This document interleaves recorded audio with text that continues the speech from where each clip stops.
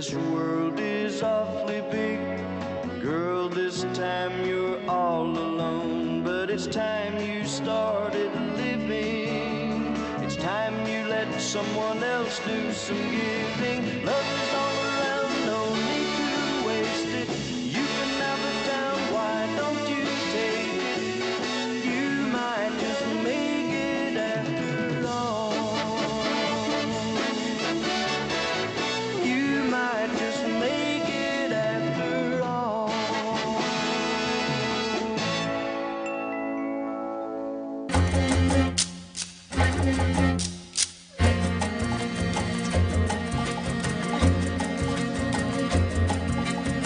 의사지금매대 천비마다 들어라 혼이살다도 불러 도친 젖라는 매래 잼민잼민가 소사 잼기카스랑 어쩐다 당사태가 말을사 들으면 나말 곡된다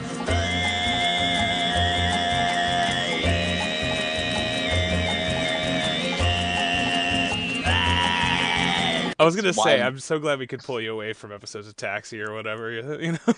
Taxi is on right now. I'm missing Taxi right now. Hell yeah. Do you guys want to record the podcast? Can we go? Yeah. Let's record the podcast. All right, welcome. This wasn't on recording? Well, we've been recording the entire time. Welcome to I would have Wrestling is maligned Gross. some people. Anyway. Welcome to Wrestling is Gross. My name is Bucky. My name is Siobhan. Your turn. I'm Max. Yeah. That's Max. Shouts out, Bad Max. Shouts out, Bad Max. So we finally pulled him away from episodes of the Dick Van Dyke Show for long enough to record a podcast. It's taken us 5 years. Episode 99, Agent 99. There are 5 seasons of the Dick Van Dyke Show. It took 5 years for me to come on the podcast. It's all making sense now. We put it all together. No, we'll cut in somewhere in there. We won't mention. We won't piss anybody off, though. I'm sure. We won't be hating. Yeah, no hating. No. We don't do that here. Yeah. And if we do, it's bell to bell, and you know what? It's above board. It's above board hating. Bell to bell.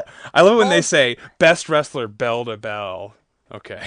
Okay. Yeah, that's such a weird. I came up with contact to contact. If I had to come up with a way to describe something, bell to bell is silly to me. Bell to bell. Yeah, it's dumb. It's such the same brain that's well, the way the camera moves is when you're trying to just really talk about just I don't want to look up who the cinematographer is, but I really want everyone to know that I'm paying attention to the motion in the film, right? I just saw some Stanley Donen interview once where he's I'm paraphrasing, he's the camera doesn't do shit. I move the camera, and that stuck with me. But yeah, well, they got Stanley Donen directing Raw these days. I'm pretty sure. There's some real he did Singing in the Rain. Is that right? Yeah, he did Singing in the Rain. He did people make fun of, I guess, Charade. I've been calling classic. Sure. Been calling a charade my whole life, which I just feel pretentious now. Have you seen The Truth About Charlie? I haven't. What is The Truth About Charlie? It's a remake of Charade. Within the universe. It's a remake of Charade, literally. Oh, okay. Oh, yeah. shit. Okay, shit. Okay. Jonathan Demme directed it. With fucking Marky Mark. Ed Norton and Tendaway Newton. Yeah, no, it's Mark Wahlberg and Tendaway Newton. It is Wahlberg. It feels like it should be Norton because Wahlberg is kind of ridiculous. Oh, Wahlberg it's a bad movie. Weird, right? Yeah, no, that's a weird. One of the. I think that's one of the. When I became, I had a moment where I was I want to see every goddamn cinema score F, because they're all. Yeah, you've talked about this before. That's an F? That makes sense. I'm almost certain that's an F. Yeah. The Truth About Charlie. Welcome to the wrestling podcast, folks. The Truth About Charlie. We got Bad Max on. We got Max on because it's episode 99. We're coming up on 100. 100's gonna be a big deal. So we figured let's get one of our closest friends, a person who's been mentioned on the podcast, who's more than anyone, maybe more than anyone. Yeah. Max, I don't know the last time you heard this show, or if you've ever heard it for that matter. It's okay. You don't have to. No, I definitely have heard a number of episodes of this show, and then I kind of just entered into a space where time and matter don't exist for a few years. Yeah, it's called TV Land. Yeah, it's channel 741, and they play Seinfeld now. So I bet you feel young. Yeah, you know what's great is just turning on the television and seeing hey, King of Queens is here now. You remember the King of Queens? Yeah, it's from when I was a little the kid. King of Queens might as well be Dobie Gillis or whatever the fuck. Yeah, that's that's Lillian Gish up there.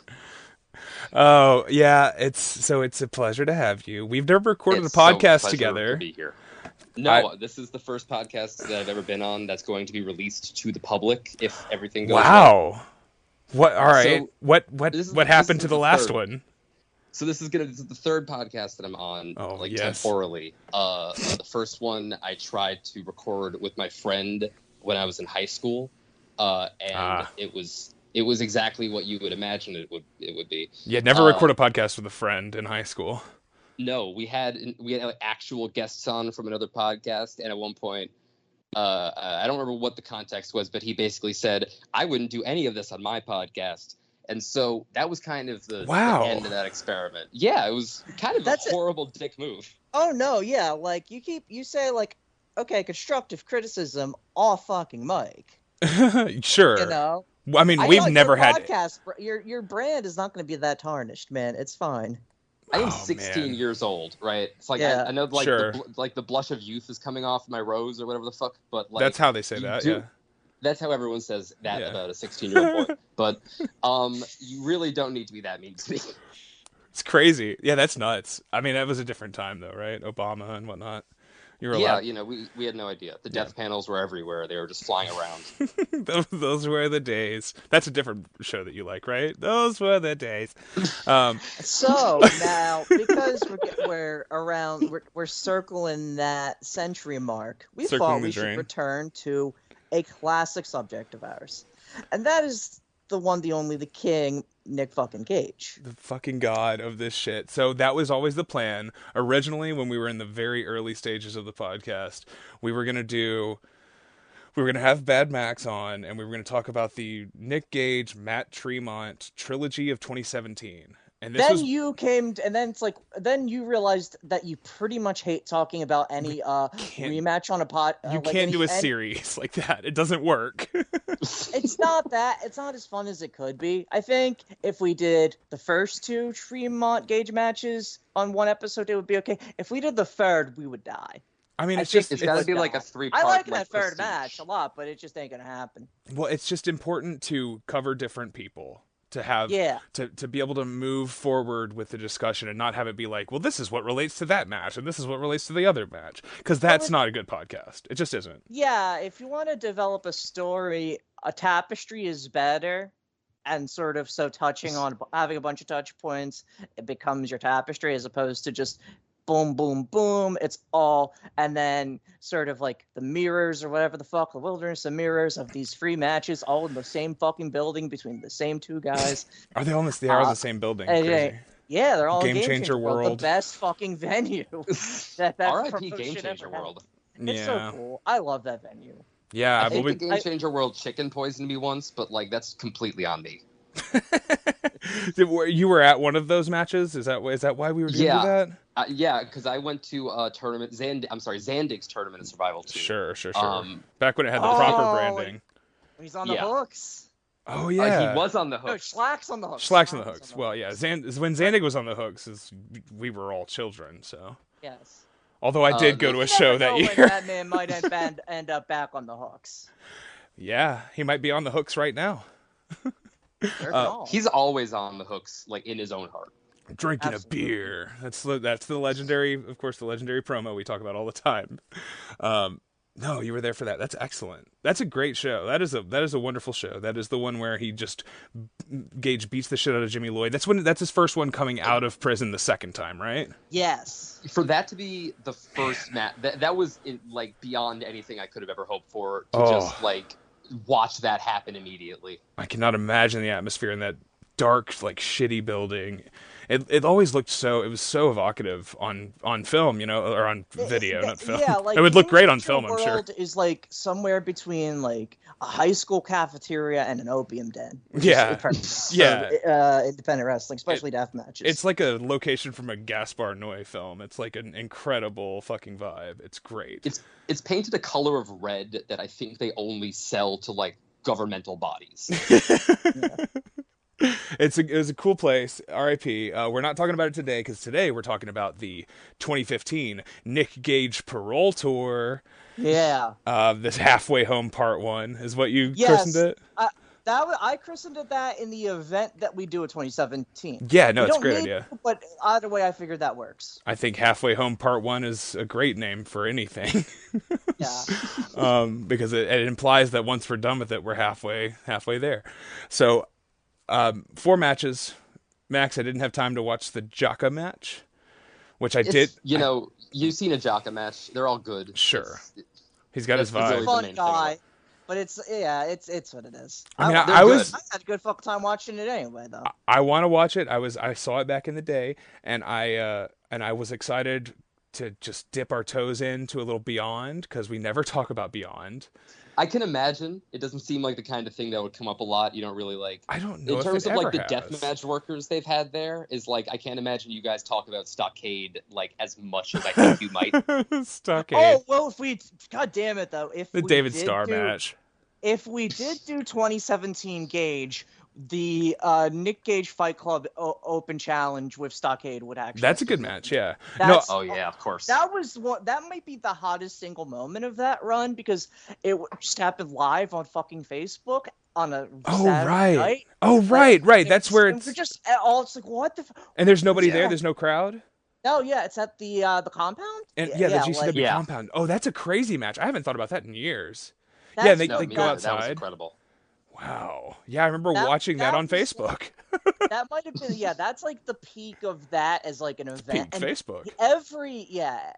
Oh yeah, no, I mean it was almost a live murder, and Facebook like had too much actual live murder at that point. But it's a Sure. simulated live. That was like that was an actual innovative moment in history of pro wrestling in a weird way. Sure. I mean, it's pre IWTV, right? I mean, like the live streaming thing was only really starting to hit a moment there. And plus, it just felt like a live fucking World Star thing, Right. but with Cade Loft. In retrospect, Stockade. Looking him up right now. it also feels like it led to those 24-hour GCW streams during the pandemic. My that were favorite. just- yeah. Fight Forever. Shouts out to Nicholas Dorito. It was like the greatest. It was the greatest day of the pandemic for me.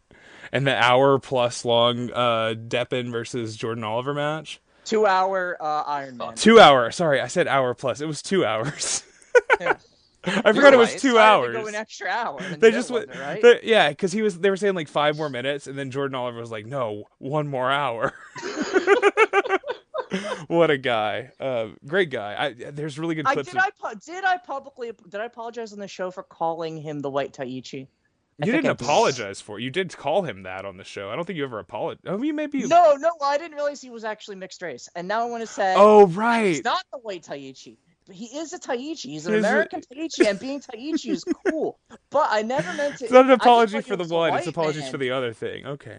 Yeah, it's the calling him white. That's an issue. Calling him Taichi. Taichi's the most watchable fucking guy in New Japan. Like, who gives a shit? Like, that's Yeah. like, no, that's something to aspire to. Not being the mixed race Osprey or whatever the fuck. You We know, got- if you look up That's too many damn Stockade, Ospreys already. We got Osprey. well, for sure. If you look up Stockade on Cage Match, it says his name is Cade Lothbrock.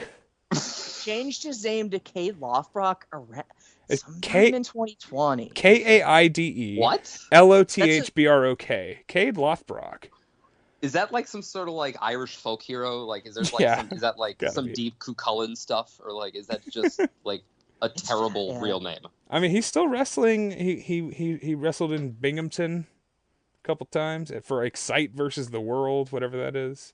I Yeah, imagine he's he- still in New York Wrestling Connection because yeah. everyone on Long Island is. Yeah. It looks like it. He was in. He wrestled to a double count out with a guy named Vargas in the Knights of Columbus in Teaneck. So there you go. Cade Lothbrock is still kicking ass in Teaneck. I saw I've seen Stockade live way more than I ever expected I would. I mean, we I talked saw about him him way more once than I thought at we would. a Coney Island show. Hell yeah. Straight up in Coney. This is one of the most inconsistent shows I've ever seen in my life. He was because, too like, fat it to fit on the roller coaster. He was doing the announcing between the shows. And, he was Money Mark. literally barking to the boardwalk, like, come and see the Big Show. Oh, cool. And just trying to trick people into thinking like the Big Show is Sure. It's like the Undertaker won't be here. The carniest shit that I've ever seen a wrestler act like literal carny shit. He was on a boardwalk screaming at people and lying to them. Oh, Cade Lothbrock, you scoundrel. I didn't know that he changed his name to. They called the shit poop. Cade Lothbrock. All right, so yeah, we got Max away from watching episodes of Green Acres. I don't know. That's not one you like, right? I mean, are you the one who does the most of the Murder, She Wrote watching on the Peacock account? I do not do any of the Murder, She Wrote. I don't think Max has that. I don't think Max logs into our Peacock. I do log into the Peacock. Is that you do the same one? Okay. I'm fine saying it's Matt. Like, there's shouts a out to couple him things too. I He's watch also on a there. friend. Yeah, it's Matt's that's Peacock. where I get my Dick Van Dyke Show fix a lot of the time. Let's load up the that's on there. Peacock. Let's see what the last few things we watched on Peacock were. Because I watched Slamboree 94 on there not long ago. It's a couple days ago. Yeah, sometimes Murder, I She just Wrote. Who's watching Brooklyn Nine-Nine? That's like Matt's ex-girlfriend. There's Shouts out to her. Show on Peacock with a really repellent chef named Curtis Stone. Okay. And as far as I can tell, most of it's just about him like bullying the people he's with while they eat expensive food. And I gotta tell you, I've seen every episode. Nice. Season 1, Episode 5, Top Chef, The Dish with Kish. Okay. Bad Blood 03. I know who that was. Pointing to self. It was us. It was you and me. Yeah, it was you and me. And I guess Paul. I don't know if Paul logged into our. He's probably got his own I don't know Peacock. what fucking order the three of us watched it in, but it That's doesn't funny. matter. It was us. Does Paul have the? Yeah, but it doesn't matter. So shouts out to the guy who. Given that we watched 5 matches on Peacock, I hope he wasn't like surfing through VK or whatever. Fuck. Looking for Fall Brawl 2000 on VK. I'm sure it's on there. So we're doing 4 Nicolas Gage matches from when he got out of prison. Now, do you remember when Nick Gage went to prison? It was like on TV. It was like on the news. It was cool. It was really cool. Yeah, he got. I was reading this book called Dark Side of the Ring, and they told me pretty much I think everything I needed to know about it. This really fucking scrawny guy named Brett really had a lot to say about the matter, and yeah, I believe everything he said unquestioningly. You know, this entire thing, there would be no GCW if Nick Gage never robbed that pharmacy. Yeah. No, because the first actual GCW show is the Nick Gage Invitational that he is not on. The first one. Is that right? That's the first actual branded GCW? Yeah. Because he does Jersey Championship Wrestling a couple times over this summer 2015, right? Yeah, he has his first he has the match where he throws Joe Gacy into the porta potty or whatever. Potty. Yeah. He has some just other stuff like the Jersey food truck Sand and Surf Festival, Wrestling Joe Janela. Oh, who could forget? We all remember that one. I mean, I literally do remember that. So, and Max, you were there, right? Yeah, no. Every time that there's something happening in Jersey, I just get on the old PATH train just to hop on over for 5 hours. It's so convenient, and then hitchhike my way back. I always think of it as being as small as Delaware. I know it's not, but in my head it is. The difficulty of living in New York City, being a wrestling fan, and not wanting to go to the one venue that MLW runs, and not being able to drive is really just, it's not a big problem, but it is one. Have you been to a Hog show? I have been to a Hog show. I was at the Hog Beyond co-branded show. Yeah, nice. For a minute there, Beyond really had me in its clutches. Oh no, for real. I mean, my period might have been a little before you. I don't know. Like 2017, it was a great thing. I don't know. Once upon a time, I used to chat with Drew Cordero on AIM in 2003 and 2004. Do you know this? Yeah, definitely. You know, so me and him were going to wrestle each other because we both were fat and had long hair. That was the plan, but it never came to fruition, sadly. And it's a classic mirror match. Yeah, fighting game. It could still happen one day. I've talked enough shit about him on this podcast that if he ever hears it, maybe he'll challenge me. He got to wrestle Alley Cat at Backyard. Yes. Which is I'm going to be honest with you, my dream. That's one of the last great GCW shows. That first Backyard show. Is it the first? The second one. The second one. I thought it was the Yeah. second one. That's the first one? No, I'm certain I'm pretty certain that's That's the one first. with Marco versus Logan? Yeah. Two guys who definitely still wrestle? Yeah. Absolutely, All the time? all over the place. Yeah, G Raver's there, a guy who we all want to see Oh, wrestling all the time. G-Raver. Alex Zane, who got signed to NXT for a month. Man, Yeah. crazy. I just want to ask you guys, did you see Tony Deppen in the crowd for the IWA Mid-South show? Okay, all right. I'm glad you No, I mentioned didn't. this. Because I'm like, I wasn't sure if that was Tony Deppen, Gotta but be I'm like, him. there's only so many men who look like John Paul Belmondo who would just be at a death match. Yeah, it had to be him. It had to be him. All right, we'll get into it. There's no end or beginning to any of these tangents, so fuck it. Let's go and talk about another guy who definitely wrestles and definitely will be wrestling forever and ever, and nobody will ever have discourse about him. It's Nick Gage versus Drew Gulak. From a famous family of just excellent wrestlers who Yeah. have literally nothing more for us to say about them. Yeah, other they're than all their just skill. great wrestlers, and that's all. That's it.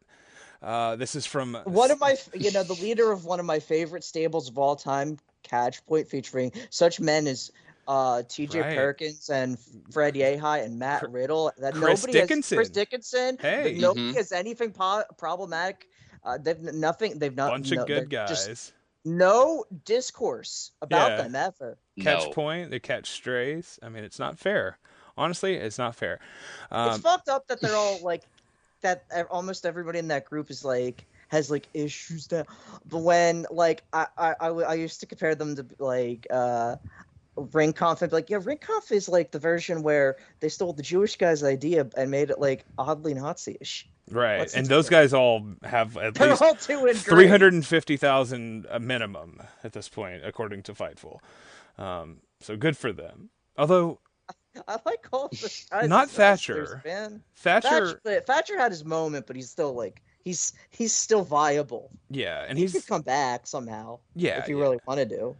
Yeah, I don't think he's gonna want to for some reason. He just wants to like be tweeted about by Hideki Suzuki. I think that's like Yeah. his top aspiration I right now. can't blame him. Another guy who had a contract inexplicably. It's what a Hachiman. weird Hachiman, of course.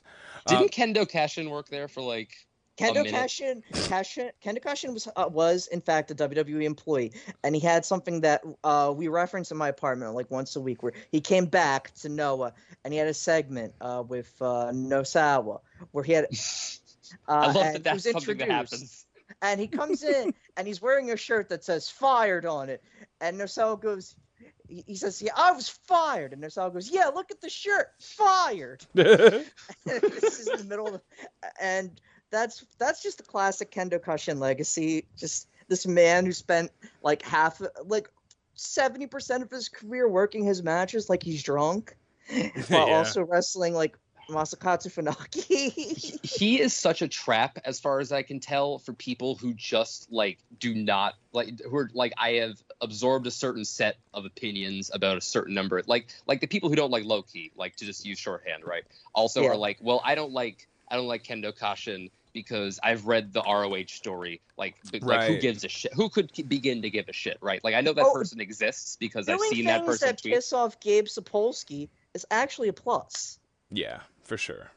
I mean, well, Every people share that clip of Loki knocking out that big guy at Evolve. Atu. It's one of the funniest clips. That's one of the greatest matches of all time.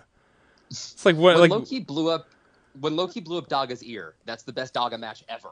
yeah. Oh, that's a good one. God, remember when he shanked Conan? Remember Loki MLW's versus had some Conan? Oh, I think moments. about that match all the time. That's the best MLW match in my opinion. Man, MLW's had some hot moments. There's no way around that. Yeah, I mean, I like it also when they don't change the battery in the hard cam and it shows Yeah. up on the feed. I mean, I like that too, but yeah, it's no When I think Jacob about- Fatu versus LA Park. When I think about MLW, I always think about the fucking what's his name? The Jimmy Havoc. I just had to run through canceled people versus Sammy Callahan match where they have the spin the wheel. Oh, Oh yeah, match. You remember Make that? the deal. of course. We'll do And all of them. we'll do all of them. Fuck the wheel. We'll do all the wheel. Yeah, that's great. I mean, that is Seriously, that is one of the great promos of all time. I saw when I saw MLW Live, I saw Jimmy Havoc versus Brian Pillman Jr.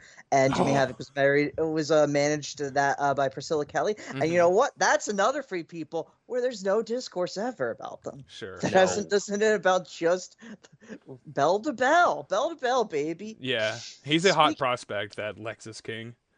Yeah. All right. Sometimes you hear the bell ring. Yeah. All right, so we're all right. Let's listen to the bell. First of all, let's listen to that Disturbed song over the intro graphic. This is from May 9th, excuse me, not May 9th. May 9th, 2015. All these messages are from 2015, from the, of course, 4-month period where Nick Gage was out of jail. Yeah. We'll talk about it, I guess, later. But why did he go back to jail?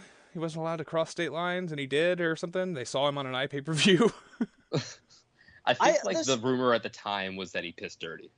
Oh, he got weed from. He got something from David Starr. That was always like the extra bone of it. Whoa. But then he ends up. That's why they had David that match. Starr. Yeah, and then it's like he was basically fine if David Starr like. Wow. David Starr had committed minimal sex crimes at that point compared to where he'd be. Yeah, where's he at? Let's look up his cage match. Well, no, let's do that later. Let's look up Drew Gulak's cage match. Now, Drew Gulak's gonna be beyond American Rana, right? Yeah. So that's cool. Everything's fine. Mm-hmm. I mean, as far as canceled guys go, it's worse. Yeah, he's not his It's a lot brother. worse. That was the thing, is when people were like, "Well, look who his brother is." It was like, all right, his brother was arrested for having child pornography. That is different. I'm sorry. And also, Drew publicly disowned him. Yeah, I'm sorry for that. There are levels it's okay to that it. my brother just likes sending child porn to hot girls on Facebook for some reason. He thinks it's funny and good, and he wants them to know what he's into. Not to defend Drew Gulak, but there are levels to it. I'm sorry. Different thing. And of course, Drew Gulak's a much better wrestler, and we love his work. So, I don't know. It's, we talked about a Chris Benoit match recently. You know what he fucking did? I don't have to go into it. He had that match of Kurt Angle's. Yeah, it was awesome. Well, that match. Brian Okay. Rumble 03, I don't fuck with. Okay, I haven't seen it since I was 14. Yeah. Oh God, Brian Kendrick. I saw someone talk positively about JBL, and you know what? Sure. Yeah, he never did anything problematic either. He never stuck his finger up Paul London's ass once, just because he thought it was funny. Paul London's stories about like Michael Hayes watching him in the shower. It was like just yeah. Paul London's got all the best stories, and they're all true. I think, pretty sure. All right, so this is Nick Gage versus Drew Gulak, who just goes by Gulak at this point, and this is from Proving Grounds. Is that right? Yes. CZW Proving Grounds 2015. And I don't know about you two. I don't know if you watched this at the time, but I remember not being totally certain that Nick Gage was actually going to show up for this, or if this was all going to be a bait and switch. Now, had he shown up before? I watched this on IPPV, actually. Yeah. I think this was his first one back in season. I don't remember whether or not he had, been at the show the month prior and kind of done the thing where it's like, just a little appearance because I believe he had. I feel like he did. I couldn't remember, and I wasn't going to dig in to find out. I know he wrestled at Beyond. He wrestled Chris Dickinson, another normal guy, at Beyond the month before, and maybe he had another match somewhere else, or he was in the Masters of Pain, because that's why his back's all fucked up.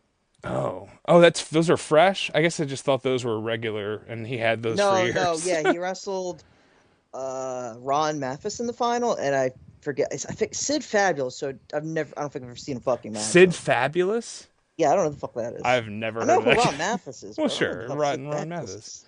Is that what that comment was on commentary about the preliminary matches that Nick Gage? Yeah, he's some tryout matches or something like that.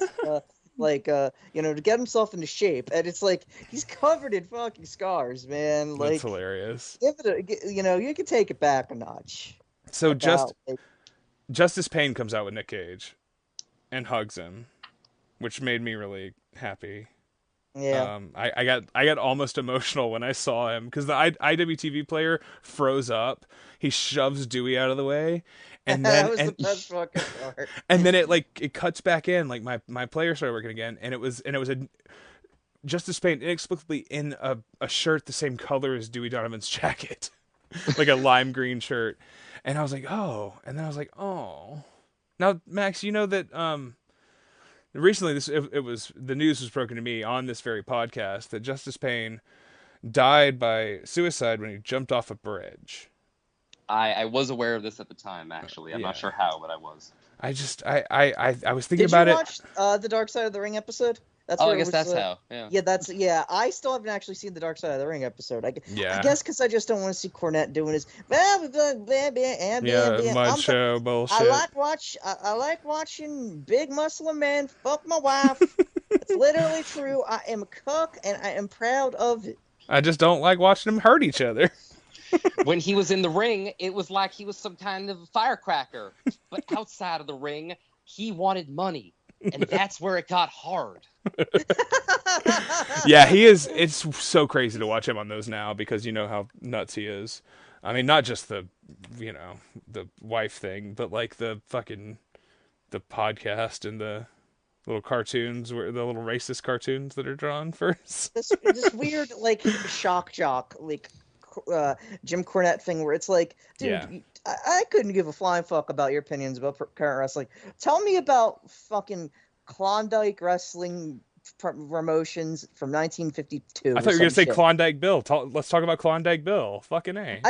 Just write the goddamn Bill Watts biography. Yeah. And say something problematic in that too. You know why? Because it's not going to be about fucking goddamn Xavier Woods or whatever horseshit. Yeah. We'll get everybody all mad. We don't need to hear him talk about guys that are like still going. It's no good.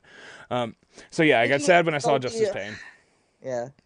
We saw Justice Payne. That was cool. And Gage comes out and starts shoving around the front row CZW lifers, like the guys you've seen in the front row of CZW shows for 15 years. MLJ is still wearing a suit in this era. Mm-hmm. And someone's got a sign that says, Nick Gage is the Marty Jannetty of the Hate Club. And they chant, "Fuck your sign" at this guy. Hell yeah. But I don't know. Marty Jannetty's cool, right? So Marty Jannetty's the better wrestler.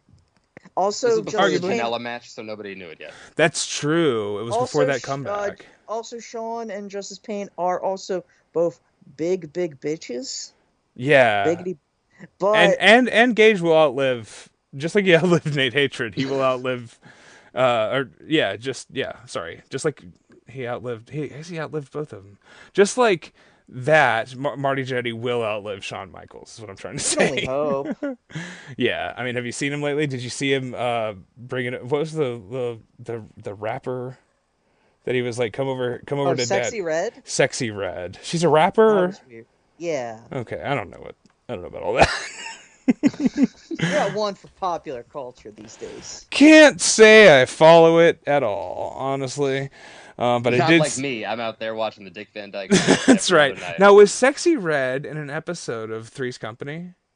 I think that she was in the one where they thought that Jack Ritter was gay.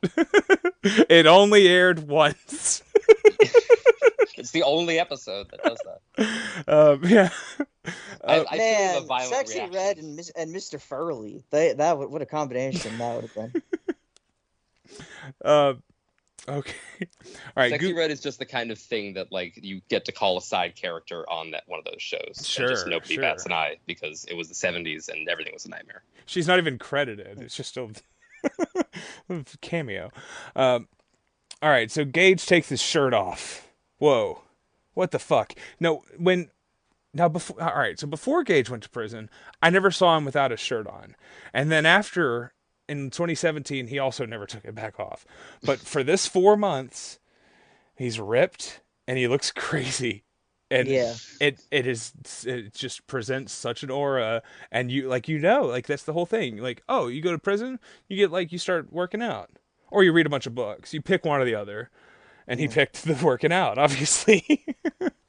You gotta get. I mean, I remember his interviews about and it's like, yeah, it's like if you don't work out, you get insanely fucking fat because you just have the worst diet imaginable. Sure. And him being like, so I was fucking committed to getting in the best shape of my life because I got fat and I was like, I could fucking look at myself. It is really impressive. Like I remember the first time I saw him, and he's got he's got an actual 6-pack, and it's like not like a wrestler steroid 6-pack. It's like a guy who has just gone nuts and done nothing else for 3 years. He more or less has a Biff Busick body. Yeah, that's a guy who lives in a prison of his mind. I'm pretty sure. Is he canceled? No, No, he's just he's fine. like an agent for WWE, right? Oh, that's a Something bummer. stupid like that. Right, Like, I guess I nothing kinda to do looking that. accusing of someone. Yeah, he just is like, yeah, I'm gonna have health insurance, I guess. Yeah. No, we're gonna do the No, Biff that's fine. Busick episode. I wrote down, Judge, have you biffed yet? Which is a really obscure thing that I don't know if anybody. Max, do you know what I'm talking about when I say, Judge, Yeah. have you biffed yet? Judge, have I you feel like biffed yet? I'm trying to find this one, and it's not landing for me. It's a reference to the Brett Kavanaugh trial of 2017 or whatever year that Oh, was. of course. That's too recent for me. Yeah, well, yeah, they'll get to that on Mary Tyler Moore by season 81 or whatever. That show's still going, right? When I all right. start watching Hot in Cleveland, I'm sure they'll cover it. Yeah, that's God, they're always pushing that on you, aren't they? I mean, I guess it's really hot in Cleveland. We're gonna find out when we get to the AI dope, right? Yeah. It's been so long since I've listened to that podcast. I forgot what city in Ohio they were in. Yeah, they're in Cleveland. Yeah, Bored to Life. Great. Shouts out, great show. All right, so we've got Gulak. Gulak has been fucking with Gage. I guess this feud has been going on since before Gage went to prison, kind of, right? Like in theory, Yeah. He was like, Yeah. they were building up to something because Gulak wrestles the match with Danny Havoc, right? The no barbed wire. Yes. Oh yeah. And that doesn't that sort of stem out of all this? Like they sort of transfer the heat. That and the extended combat campaign for a better combat zone sort of thing. Yeah, of we're getting rid of the ultra violence. Oh, Kimberly, remember her?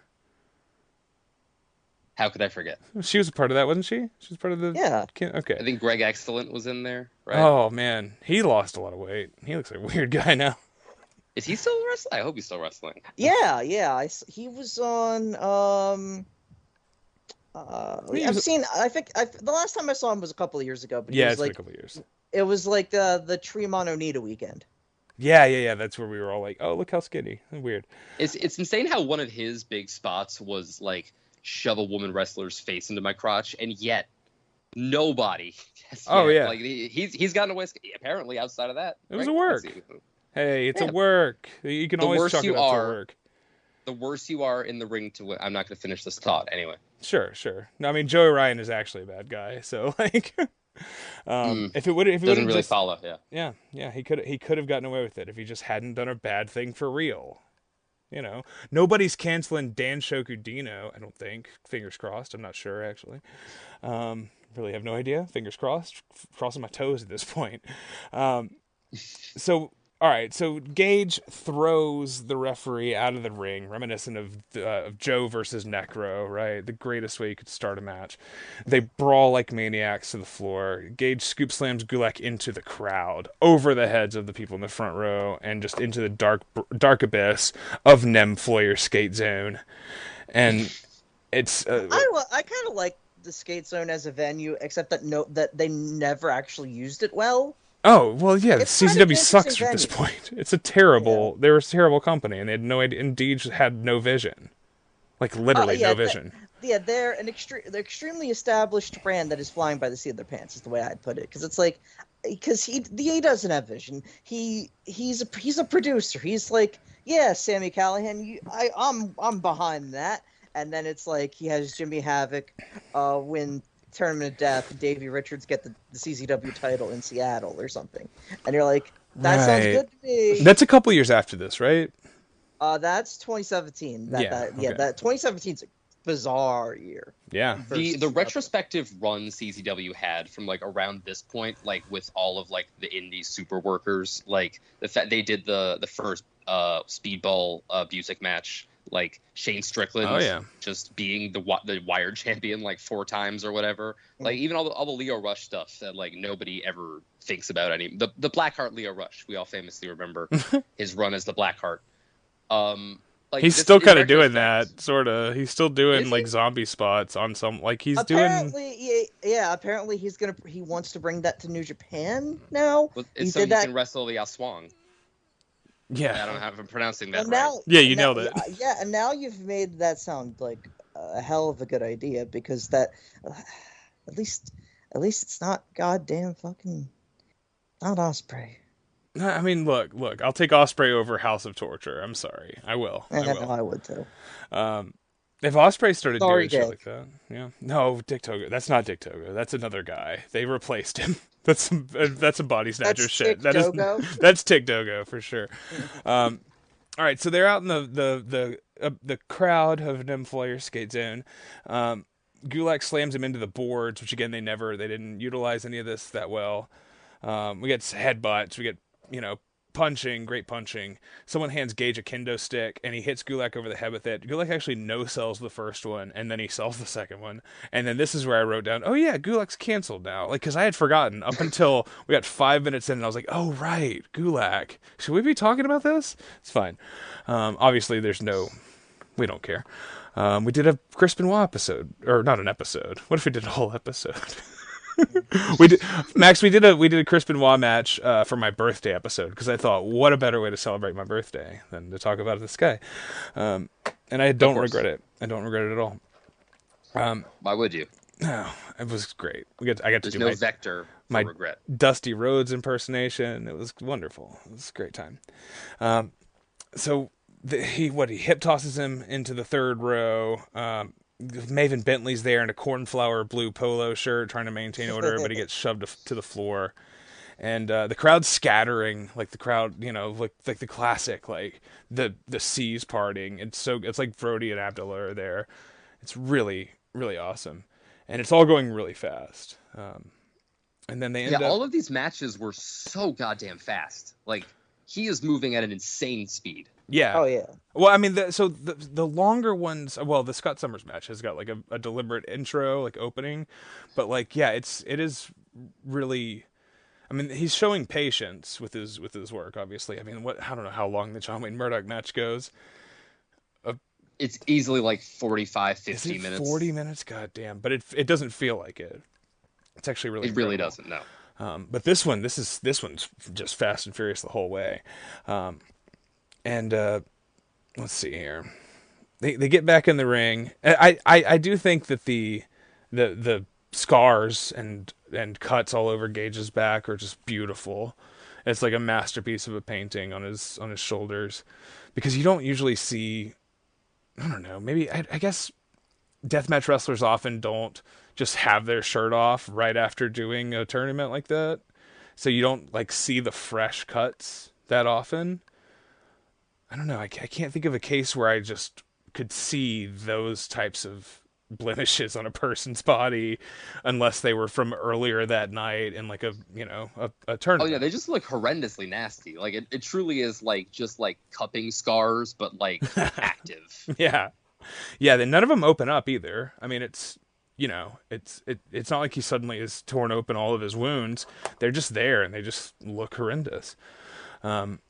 They do the zoom in at one point to just like a giant welt that formed on his back, like after not to skip ahead, but after one suplex, he just falls on a chair and this zoom into this ugly red welt. Yeah, and it's just like a fresh one. That's a really good catch by the camera team at CZW. Like I had never noticed before the big screen like on top of the entrance gate in Flyer Skate Zone that like, visibly there's somebody cutting between the different camera feeds in the middle of the show. It's like the amount of time and energy at this point. I just thought like, how many of these cameras does DJ still own? Like there was a lot of effort. There was a lot of effort in the production of this era. Like they would fail, they would miss shots, and it was amateurish, but they certainly were trying. I feel like I've always A+ for effort. Yeah, for independent wrestling is true. I mean, they made MLJ wear a suit. Like that's He's not wearing a hat. He's not wearing a hat. He's got his little hair and a tiny little ponytail. I mean, that's the other match. That's the on point match, but still. Now, is it true what I heard that MLJ lives inside a gift shop on the Atlantic City Boardwalk, and that's why all of his shirts look like that? I mean, last I heard is he still lives with his mom. Like, but maybe she owns the gift shop, you know? It's so incredible could be. that the phrase "hustling," my side hustle at the pizza place, was printed about MLJ in the Philadelphia Inquirer. Ooh. Like this, That's a good interview, actually, or a good article. I remember that it's one. not bad. I remember It's that just one. funny to make fun of him. Yeah. Back in the ring, Gage hits a picture-perfect Saito suplex. The crowd is incredible for this and for all these matches, obviously, but especially this, where just usually the Nim Flair Skate Zone has like the worst acoustics, but also this era of CCW has the most apathetic fans. They just didn't give a shit about anything unless you were killing yourself. Like, famously, I've talked about it so many times, but when, like, Joe Gacy took a half-assed bump into barbed wire, they called him a pussy, and that was the loudest they were all night, was chanting pussy at him for taking a bump into barbed wire, but just not doing it hard enough or whatever. Just, like, horrible, horrible crowd. Neckbreaker leads to a camel clutch and 4 or 5 cross-face shots. One of my favorite moves in the world is I talked about how the camel clutch pissed me off on the last episode, but if you grab a camel clutch and you start doing cross-face forearms, that's the best. That's good. And then Gage does a fucking Mr. Perfect flipping neck snap gimmick, which he will again do later, but this was the first match I watched, and I got a big pop out of that. Unsurprisingly, Gulak knows what he's doing to take that a little bit better than fucking Sure. Scott Summers. Sure. Yeah, I know he sells it the way that, I don't know, Bret Hart would or whatever.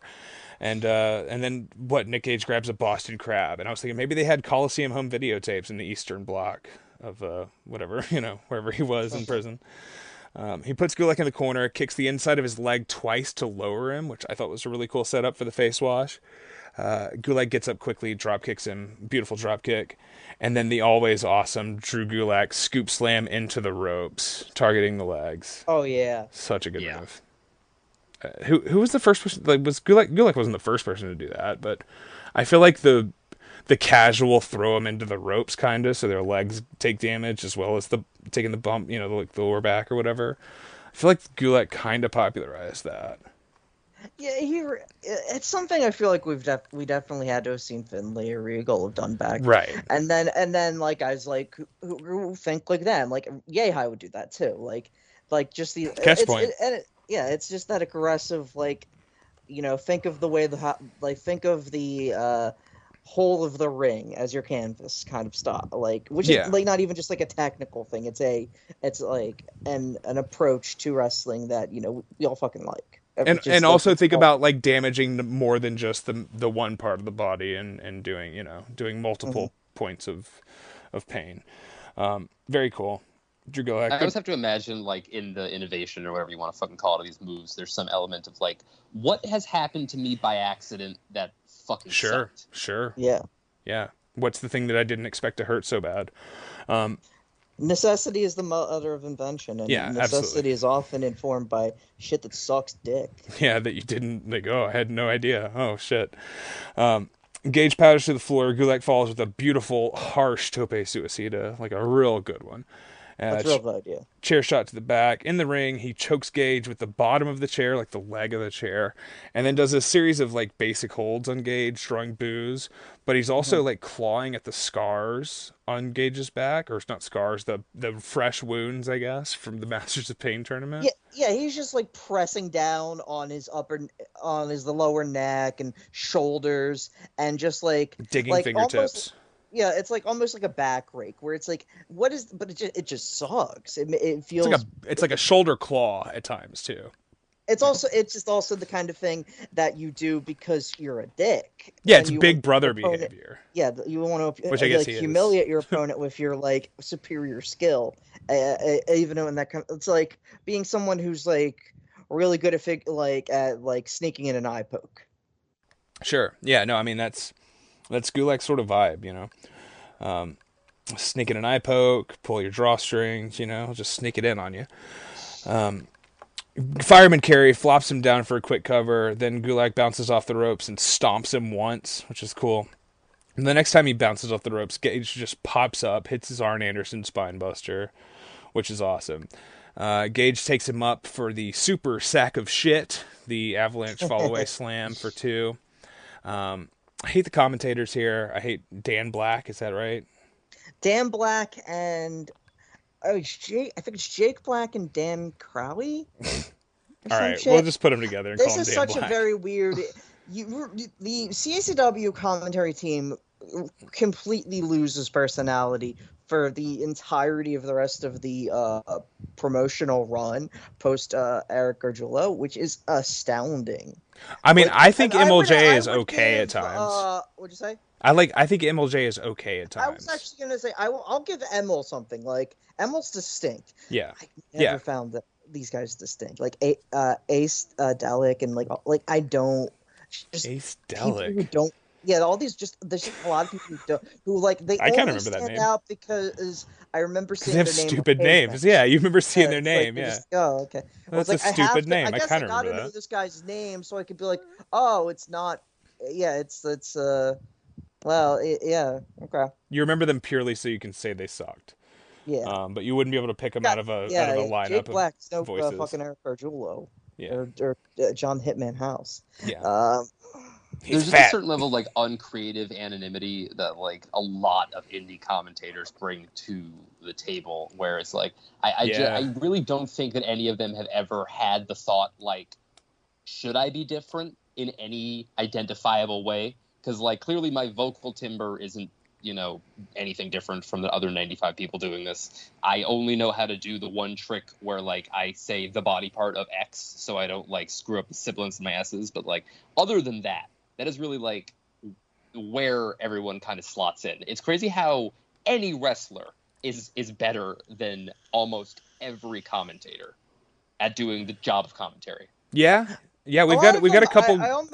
A lot of the times the wrestler can elevate the commentator. But sorry, go ahead. I almost wonder if like some of them are just like, yeah, the audio mixing is gonna suck anyway, so who cares? Yeah. They're just like brought down by that in the first place.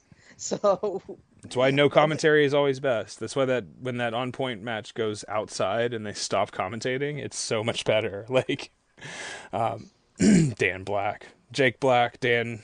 Sorry, is it Dan? Sorry. No, it's Dan Blocker. He played Haas on Bonanza for 13 seasons. And they got him out of the mothballs for that for proving grounds. Dan Blocker. Yeah, shouts out to Dan Blocker. All right, so we got in the ring, Gulak. Okay, the Anderson Spinebuster, super sack of shit. Okay. Oh yeah, I was gonna say one of the commentators says irate. Gage is irate, which I hate that word.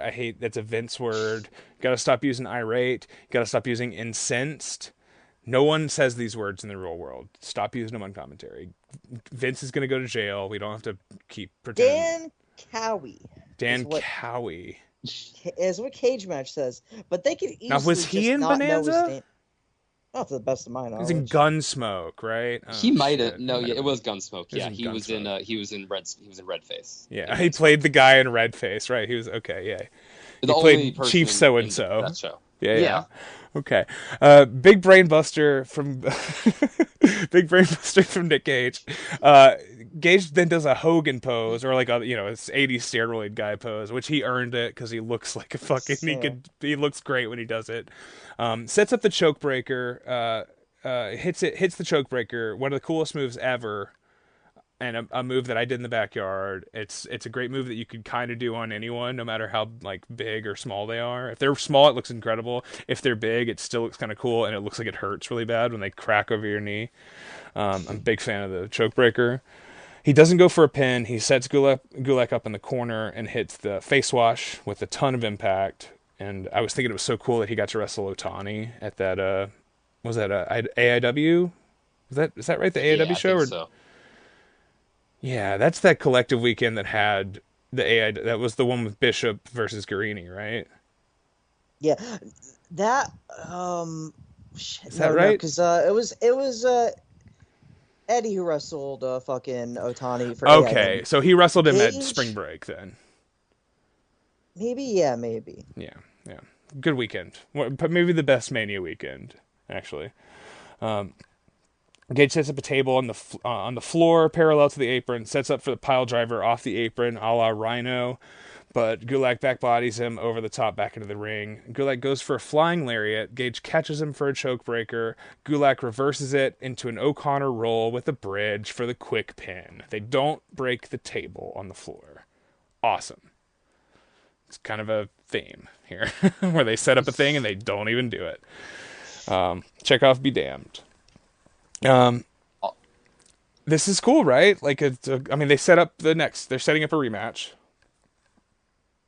which we're not doing. But I thought we were gonna watch I remember I saw both these matches live because at this point I was just watching all the IPTVs. Right. And it really is the kind of thing where there's so many, and we see this again later with the Tim Donst match. There's like so many situations happening in all these different promotions at this point where everybody's like, oh, well, great, phenomenal. Like, we're gonna like build toward the rematches. We're gonna keep going with this. We're gonna keep the ball rolling, and it's like, it doesn't it doesn't suck as bad as it would because he obviously comes back 2 years later and has the Nick Gage run part 2. But it's just like, damn. Like, if you know Nick Gage is going away and again for another 2 years, like you don't do that in the first match because the second match also, if I remember correctly, was not insanely satisfying.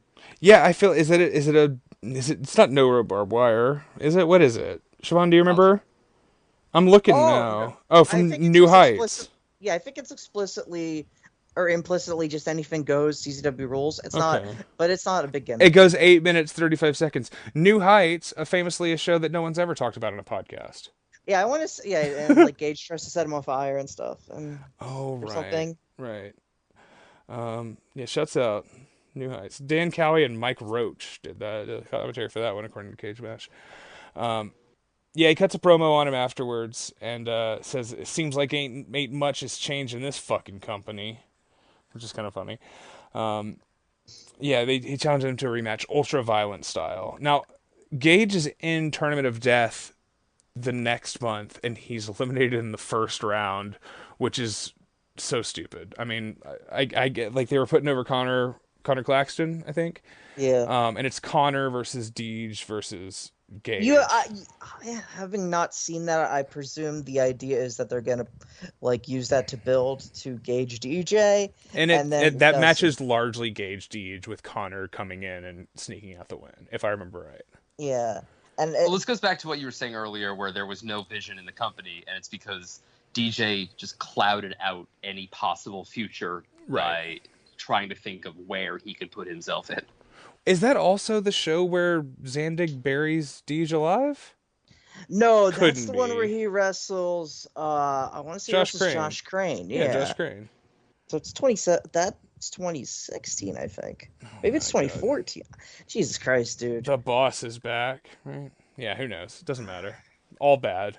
CZW, bad company. They don't run anymore. I mean, they do, but don't tell anyone. They're in Maryland. Who knows what's going on there? They do free. They're doing like free shows and then like the park in Philly and shit, which is actually really cool. But it's like in the park. Yeah. You said free shows or 3 shows? Free shows. Free shows. Okay, cool. That's good. Good for them. Nobody should pay to watch them. And I don't think they do. I'm pretty sure. They had Kenta win Best of the Best. Oh, did he win? We were joking about it. All right. I'm already on the CZW Cage Match page on my phone. Hang on. Best of the Best. I can't believe it already happened. Oh, yes. Well, they've been building this Kenta story for what, like 5 years? When's the last time they brought Kenta in? That was like the last big thing they did. Yeah, this was just the other day. Wow.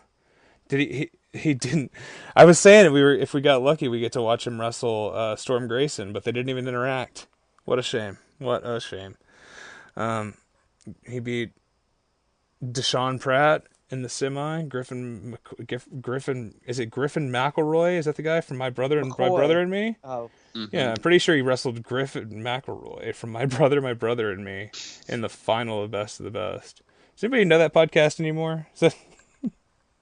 I think they play D&D professionally now, mostly. Yeah, and they had Kenta on. Is that? Yeah, I guess that makes sense. That was their Critical Role. Is that them? Oh no, Critical Role is good. That's a different thing. Okay, different. All right. They're who ones knows? that like I can stomach. Sure. We're not gonna get into that.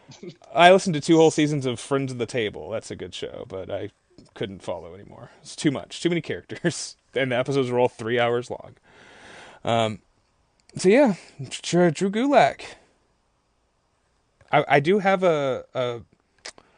I wanted to read a cage match rating on Drew Gulak right quick. The most recent comment from the cage match inmates, written on May 20th of this very year. I wonder what they said. 1.0 out of 10. They didn't give him a 0, so that's something. All things being equal, I choose to believe women, even if that woman is a trash human being like Ronda Rousey. Considering all of us should have given him the side-eye regarding his brother, come on. This is more than enough to flush him down the same toilet as David Starr, Velveteen Dream, Matt Riddle, Travis Banks, and countless other sex pests, or worse, he says in parentheses. I really, his brother's a pedophile and we should have been side-eyeing him. I really hate it. I really hate that business. But maybe this guy's right. And we should have. I just love when a cage match review like that proves that I'm a good person also has like a for further reading list at the end. Like, hey, you want to read more horrifying stories of abuse? Just I'm gonna throw some your way just in case you didn't know all these. Yeah, I'm at the show of my sign that says Google Travis Banks. It's like I know we were all watching Big Lucha, like just like soaking in all those new Travis Banks matches, but like guys. Hey, listen, I did watch Travis. Was it Travis Banks versus Damus, right? It was from last year when he beat his ass, right? Was that like they did like they were hitting each other with car windshields. It was awesome. So I don't know. If you're gonna get hit by a car windshield, there's only one person that should be doing it to you. Yeah. Damus. A guy who professionally swings a car windshield. All right. Let's move on to our second match. We'll take a break after this one. We've been going an hour on one match. Yeah. Would you guys mind if we took a break real quick? We can take it now. We can take it right now. All right. Appreciate it so much. We will be right back. I attach no importance to it. Because of my hand.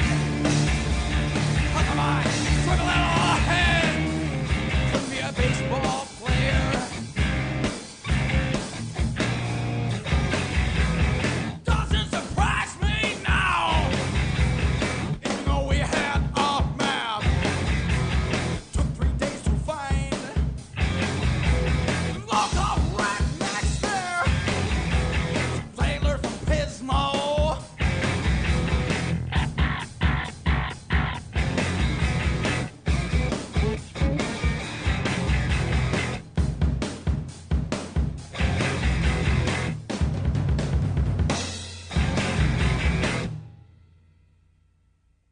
At the Dog and Pony Show.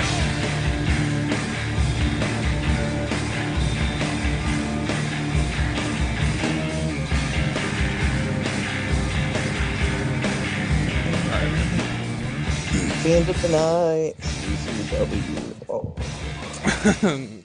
In love with a guy. CCW. Yeah, welcome back. Are we ready? Are we good? Yeah. All right. Yeah.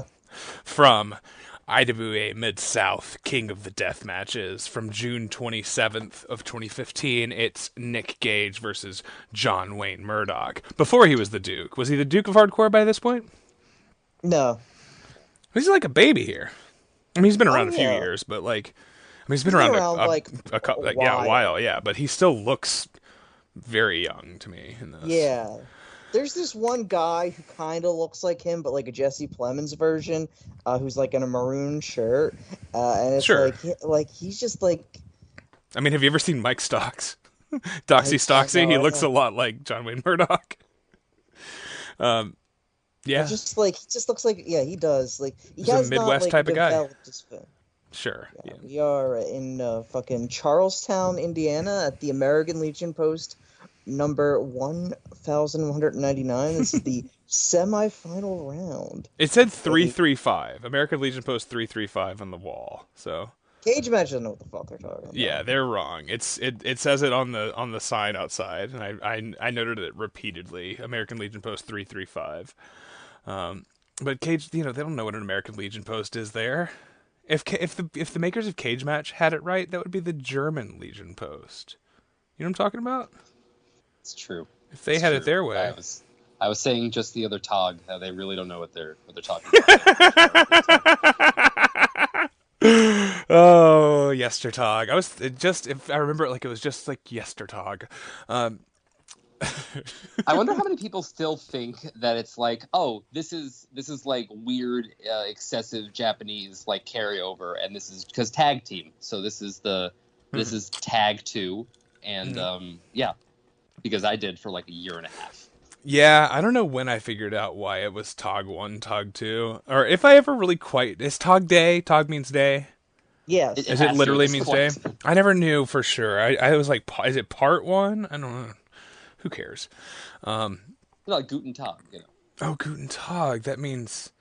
Good day. Oh, got it. Oh, Yeah, right. I know German. Auf Wiedersehen. Now, what is that? That's like a beer? It's like a type of beer? It's when they leave the beer open and it ferments in just right. the air. Right. That's an Auf Wiedersehen. Yeah. It is, in fact, American Legion Post 335. That's right. American Legion Post 1199 is somewhere in fucking Pearl River, New York, Orangeburg, New York. I don't know what the fuck that is. That's where Ahmed Johnson's from, right? The Pearl River Plunge. Oh, Yeah, of course. So I think I don't know where the fuck they found that, though. They're just making shit they're up. just hitting the keys and seeing whatever happens. All right, so this was like a dream match that had existed probably since the moment like JWM had ascended. He really comes to prominence in Gage's absence, I feel like, right? Yeah. In the 4 years Gage has been gone, John Wayne Murdoch becomes a pretty prominent deathmatch guy. So we got Whackpacker Hogan in the audience. You see him, obviously. Yeah. The Muffin King, or whatever. We've talked a lot on the show about semifinals and other middle round matches of deathmatch tournaments never being very interesting. I think this is maybe the best semifinal for any deathmatch tournament ever. And so much. It's an insane match. I might have it my 2015 match of the year. I don't know. Yeah, one of my notes for this match is just how have I spent so long not having seen this? I think very few people have seen this. Siobhan, you had never watched this before this either, right? I don't think I had, honestly. Because I had been telling Siobhan about this match for like years at this point, and I remembered it. And I haven't rewatched it. I didn't until today. I hadn't rewatched it since it happened. But I remember it being long, and I remember the punch outs just being endless, and it just goes and goes and goes, and but then it doesn't really feel like it either. Do either of you, Siobhan, do you have the cage match up? What is the official runtime on this one? Do you know? Cage match doesn't fucking know. Oh, it doesn't know. So you can't put it in the match guide, and that's why it's not there. Yeah, exactly, which is ridiculous. The game is fixed. Everything is coming from the top. It's what we call a baby dick condition of on their part. Tog 2. Let's see if ProWrestling.fandom has it. I doubt it. No, it doesn't have anything. Wrestling data? Oh, yeah, Wrestling Dada. Postmodern. Nope, doesn't have it. Ain't shit. So we'll just have to clock it. I'll clock it bell to bell here in a minute. I'll figure it out. This is a 40 some odd minute epic, and I think it's one of the greatest matches of all time. Gage comes out without a shirt, has his tank top tan line though, and a pizza cutter hanging off a lanyard, which is just the king, the god of this fucking shit, I swear. And this takes place in the parking lot of a American Legion Post 335 in some town in Indiana. You said it was Charlestown? Charlestown. Yeah. Okay. And you can see a building off in the distance that I thought looked like a government facility or something. They reveal later that it's a high school. And this is where I spotted Tony Deppen. Tony Deppen's in the crowd in a pink shirt, standing right behind There's some Gage. phenomenal fans here. Oh, this is there's a big slice black of dude in a life. Congo Kong shirt. Yeah. There's this these free women who are sort of an ascending age, and they like Southern Indiana White Oleander or something. It's fucking crazy. There's like this woman in like a black suit and like a string of pearls, and she's just like shooing off a kid who's holding one crush at one point. Yeah, there's multiple children. You know, that's There's a a woman in high heels with velvet sky hair. we got there's heroin so referee is here. Oh yeah, there's a lot of kids in like Kevin Smith capri jorts. There's it's such a vision of humanity in the best way. Yeah, and they're all so unbelievably into. Like, it is one of the hottest crowds that I've ever seen. Like, to the degree, like, the part of the reason why this match doesn't feel like 45 minutes is because like the first 5 minutes of it is just the crowd screaming at each other, and then like the first 3 sequences are all like based on like weird like tribalism, like them going to the opposite sides of the ring, like, you know, having, like, honestly, it feels like all the fans of one wrestler go to one side. Like, they actually pick sides and they all disperse. I mean, it really feels that way. There's the John Wayne section, there's the Nick Gage section. It's like nothing I've ever seen before. This is a match that truly, this has a Zone 23 vibe. It has like that, in the best way, you know. Yeah, I mean, but still, Zona 23, those people are into it, but they're also just like, well, they just want to see somebody die. They're having a party. Yeah, they're chanting for Wotan and Demus, like alternating, you know? Here, the people who are chanting for Nick Gage are not going to chant for John Wayne Murdoch. They fucking will not. No, like that one guy who like walks up to the ring and just starts like 15 times. It's like, who's the man now? Like, again and again and again. Yeah. Like, that is the level of involvement that I need to see in every match going forward, because that's just complete, like, it's what you dream about. It's like the platonic ideal field of dreams bullshit that like every wrestler pretends used to be happening every weekend. Right. Yeah. It feels old. And, you know, they're like over 2 hours into a deathmatch show. Like, usually the crowd would not. I just watched Tournament Survival from this past weekend. The crowd's so hot for the first round, and I was like, oh, this is great. All-time great crowd. The second they come back from intermission, everybody's too drunk to actually yell. Like, nobody's got the energy anymore. It's over. These people are all the way in the whole time. We've got Ian on. I don't know why Ian is doing the announcements. Ian is doing ring announcements for this, and he says that Nick Gage is from National City, and then he pauses and says, "Excuse me, National Park, New Jersey." I don't know. Ian's a little hammered, probably. He's also fucking hammered, yeah. The crowd is crazy. You can tell John Wayne Murdoch, despite his like bloody mess of a head, is so hyped to have this match. And on commentary, we've got Nick Maniwa, who's kind of a weird guy, but I do like him. He's always like shilling his wife's OnlyFans. You ever see this? I actually don't. He retweets his wife's porno a lot. Kind of weird. Man, that's classic wrestling guy though. Yeah, it is. It just, I don't know. I did unfollow him because I was just like, too much porn on the feed. I'm scrolling this with my kids in the room. We got Nick Maniwa, Insane Lane, and Reed Bentley on commentary. Reed says that him and John Wayne both wanted so badly to get in there with Gage, and that John Wayne beat him to the punch.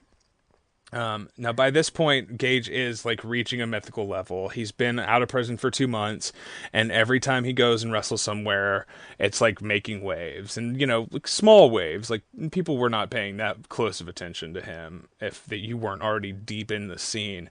But for those happy few of us who cared so much about this already, this felt like something. It was like another level, I remember, I don't think I bought this show. I'm pretty sure I ripped it off of I got it off, XWT or whatever. But like, I was so excited for this because I knew the possibility of him wrestling, because was Tournament of Death before this or after this? I feel like it was before, right?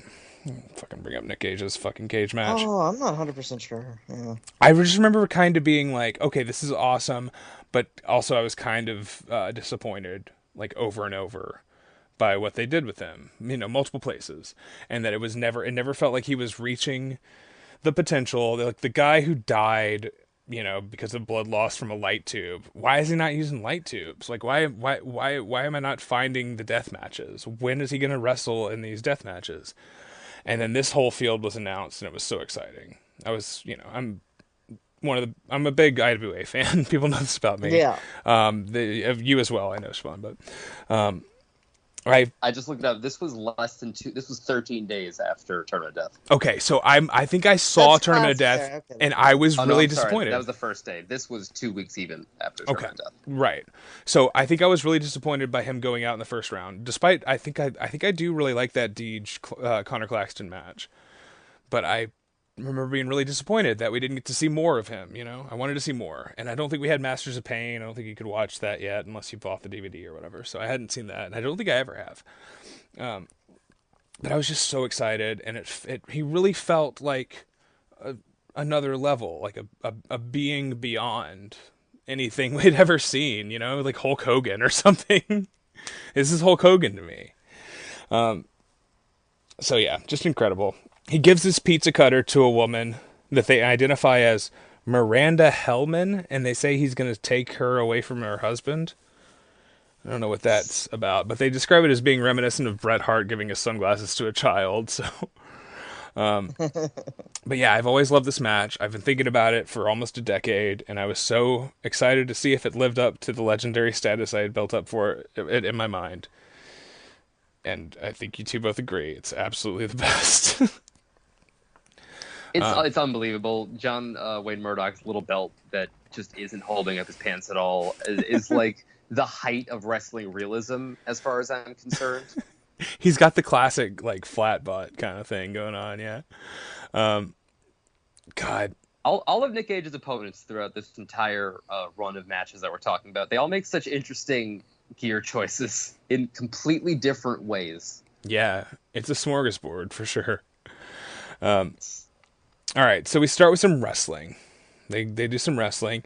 Gage has a headlock takeover, and he lets go of the headlock to flip off and say "fuck you" to a fan. Grabs the headlock again, whips Murdoch in. Gage comes back, or no, Murdoch whips him off the ropes from the headlock. Gage comes back with this incredible shoulder block. I'm gonna say, Gage's shoulder blocks in all these matches are fucking insane. Like hits. Not again, I think we've talked about shoulder blocks on the show before. Actually, it's a transition spot. It's not supposed to mean much. It's supposed to get you from A to B. But his shoulder blocks are just harsh as fuck. He just runs full speed into people with them. I just love that. There's great snap. Yeah, there's always great snap. Yeah. There's like 8-year-olds in the crowd chanting for Gage.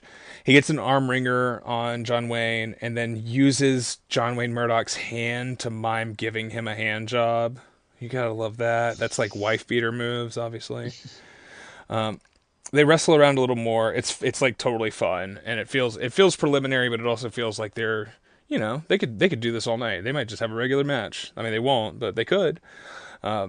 Gage rolls through on an arm wringer, sweeps the leg, drops an elbow. It's just like a pro wrestling combo, It's like classic. Oh, yeah. Single leg takedown from Gage, flips him over for a half crab, transitions into the ankle DDT. He's doing his wrestling, He hits a neck breaker, and then he goes to the floor, and he's like, fuck this. All right, that's wrestling. We're done wrestling. What have we got? We done like 3 or 4 minutes? All right, come out here. Get out here. Let's fight. I love the perfunctory chain wrestling portion of the Nick Gage match so goddamn much. When I was at Tournaments of Survival, Xandix Tournament of Survival 2. ZTOS. He had that, ZTOS. 2. He had the Takeda match, the Takeda match, and that was right. To me, like, I always think of that match as the ultimate version of that because it's just, what are we doing? Like, this is the year before the famous Matt Riddle match with the famous promo, or maybe just famous to me. I think about the promo he cut on Matt Riddle pretty much constantly. But oh yeah, no. I don't To remember be it. in there with the MMA guy. It's the one where he's sitting in the forest and Brett's reading Matt Riddle's Wikipedia page to him. Oh, I do remember that. Okay. Yeah. Wow. And he's just phenomenally unimpressed. It's so good. I always think it's amazing, and it builds to Matt Riddle. You got a family, you got a wife to go home to. Me, I got nothing. And it's just like that's it. That's the care. That's everything. That's like the ultimate Nick Gage promo from that era, as far as I'm concerned. Ironically, Matt Riddle would lose all of that as well, right? I mean, So completely. God, yeah, he hits him with light tubes in that match, right? Doesn't he hit Matt Riddle over the head with a bundle of light tubes? He says he's gonna do it, and he does it. That's cool. I mean, he stays true to his word. He's an honorable man. So they do this incredible punch out in the crowd. He gives him a couple harsh knees to the chest, full force chair shot to the back of Murdoch. Gage is smiling as someone hands him a barbed wire 2x4, and he swings it full force into Murdoch's back. And you can tell how like legit the barbed wire is from how it sticks in his shirt. And then he rips his shirt off and gives him another one. So like proof, and then here's another. You know, like I love that. Manuwa says they're heading into the parking lot of the high school, which is where I figured out that building was a high school and not a library or whatever I thought it was. Like a government office, the Department of Public Works, I don't know. So Gage in the sea of humanity, and they just love him. Ian Rotten keeps coming over the PA system saying, "Get the fuck out of the street." Like Ian comes in over the PA multiple times during this match with like commentary or something. Like, what is going on with this? He's doing weird, like voiceover commentary style. He's also obviously doing periodic announcements of he's doing standard ring announcing. Yeah, time elapsed. It's all Ian, which is just so everything about Ian Rotten is inherently strange and possibly debased from God's vision. So, and you know that's great. That's why he's such a fucking legend. But you're like, it's like he doesn't seem to understand how being a ring announcer works, or also it's just that he's Ian Rotten and doesn't care. Yeah, it's very weird. He's not trying to change his voice at all. It's my promotion, all right. So I'm gonna do what I want to do, and don't fucking worry about it. That's good, Ian. Nikki and John, I got fucking faith in them. They're gonna fucking blast each other in the face over and over. So that's all that fucking matters. Yeah, that's good. That's good. Yeah, someone get me a beer. He is fucking lit for sure. So it's like the inconsistency of the voiceover is really what gets me, because like at like a AAA show or whatever before this year, like, you know, the constant like audio over the, but like it's clearly just him remembering that he has a microphone every once in a while. Yeah, 10 minutes go by without him saying anything, and he's like, I should probably say how long the match's gonna be. You get the fuck out of the street. Gage doesn't give a shit. Like he doesn't care at all. You know, like the story about Damas and Mad Dog Connolly, like brawling in the crowd and knocking people over and bleeding on people, and Matt Tremont's coming out and telling them, "We're gonna get kicked out of here. You gotta go. You can't do this." I don't think like Nick Gage doesn't heed the warning at all. He's just like, okay, well, I mean, we're gonna do the rest of our sequence out here. Not that we planned any of this. That's the other thing. How much of this match is planned? Like none of it. He's like, we're gonna go 40, and we'll just punch each other a lot. Like, like that's like Ric Flair and Bruiser Brody would do that or whatever. Like I don't know. I don't understand how this works. In the crowd. Yeah, call it in the crowd. Yeah, call it in the street. We'll call it in the street. He's got a thumbtack crutch. He's driving it into John Wayne's head. He carries him back through the street, throws him through some chairs, which Manuwa mentions are like on a deposit loan, and that if he damages them, you know, the classic IWA line, if you break the chairs, it's coming out of your pay. John Wayne's reopened his cuts, and Gage just punches the shit out of him. Just incredible. It's weird that a sidebar. It is weird that nobody has become like the neo rock and rebel by just becoming like a chair mogul.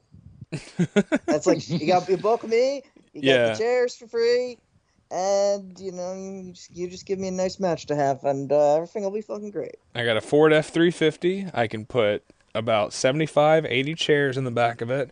I'll go 2-3 trips. You don't have to, I'll work the dark match. Just put me on the show, No, I mean, me and my wife are very happy, actually. I don't know what you heard. God, Rock and Rebel. He does rear his ugly head on this show a lot, doesn't he?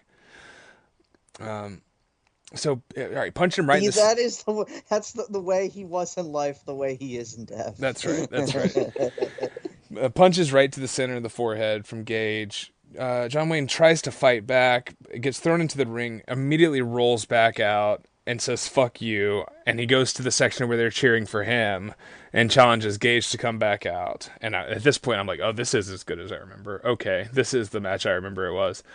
Then they do this awesome punch out. They sit down and they do it. And they do the shit. And they do, like, this is a fucking cliche at this point, the sit down barroom brawl. And even by 2015, it had probably reached its... I mean, nobody needed to see this ever again.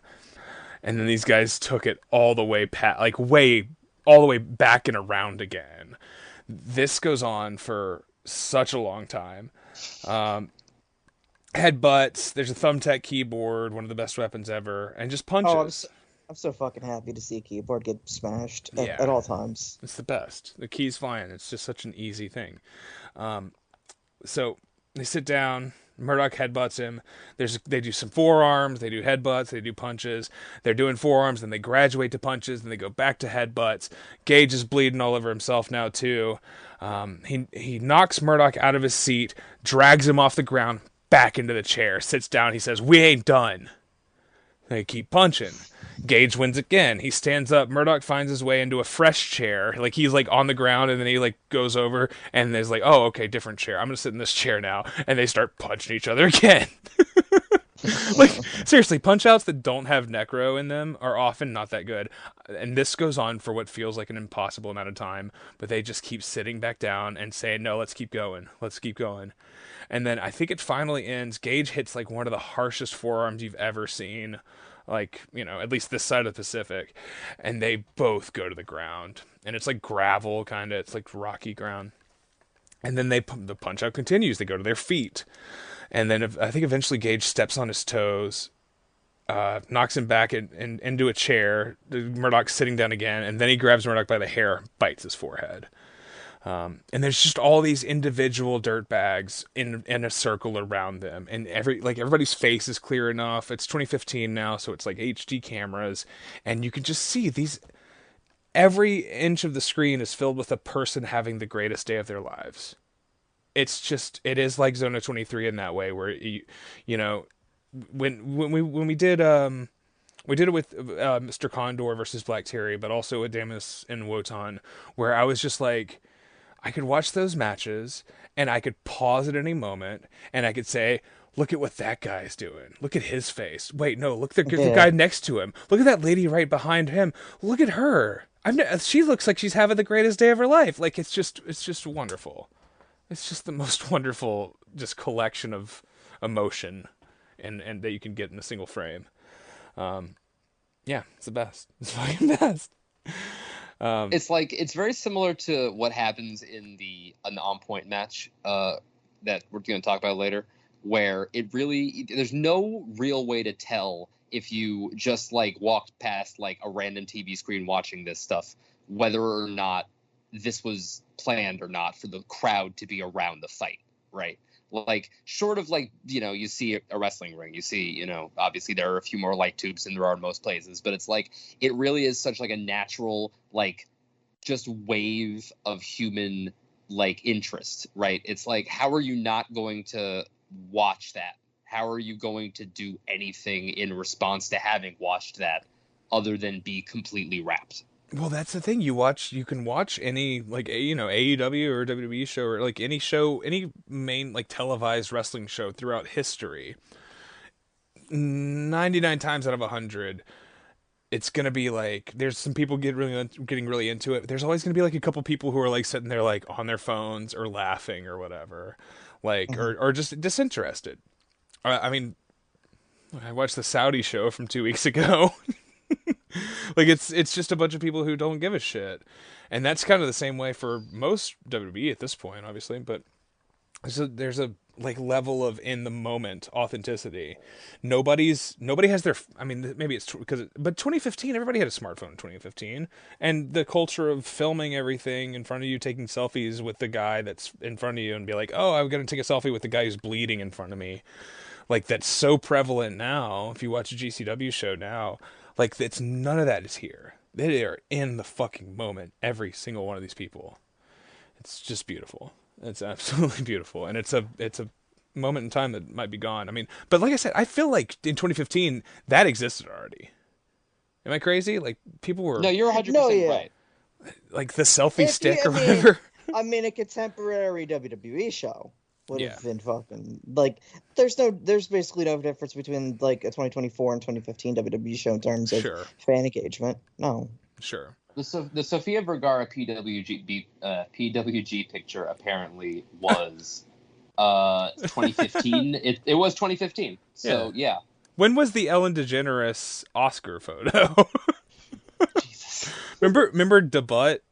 I don't know if anybody remembers Debut. That's all right. Glenn Close, Debut. No, that's all right. 2014 was the Ellen DeGeneres. I believe. I Oscar thought it was selfie. 2014. Yeah. Nice. Well, we're celebrating the 10-year anniversary then. Hell yeah. Now, is she gonna wrestle? She should wrestle Drew Gulak. They should do that. I think Well- that she's going to wrestle Portia de Rossi for Portia's freedom. They can't still be together, right? They totally can and are. Oh man, that's funny. I mean, good for them, I guess. I don't know. I mean, like, allegedly, it's because, like, extremely because sex stuff. You know? Oh yeah, that's disgusting. Allegedly. Yeah, no, it's awful. We do it. We talk about a lot of sick shit on this podcast, but I think you just topped it all there, Max. All right.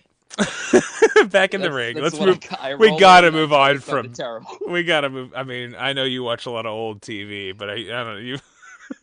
No, I don't watch Have you- Ellen the sitcom. Ellen sitcom, yeah.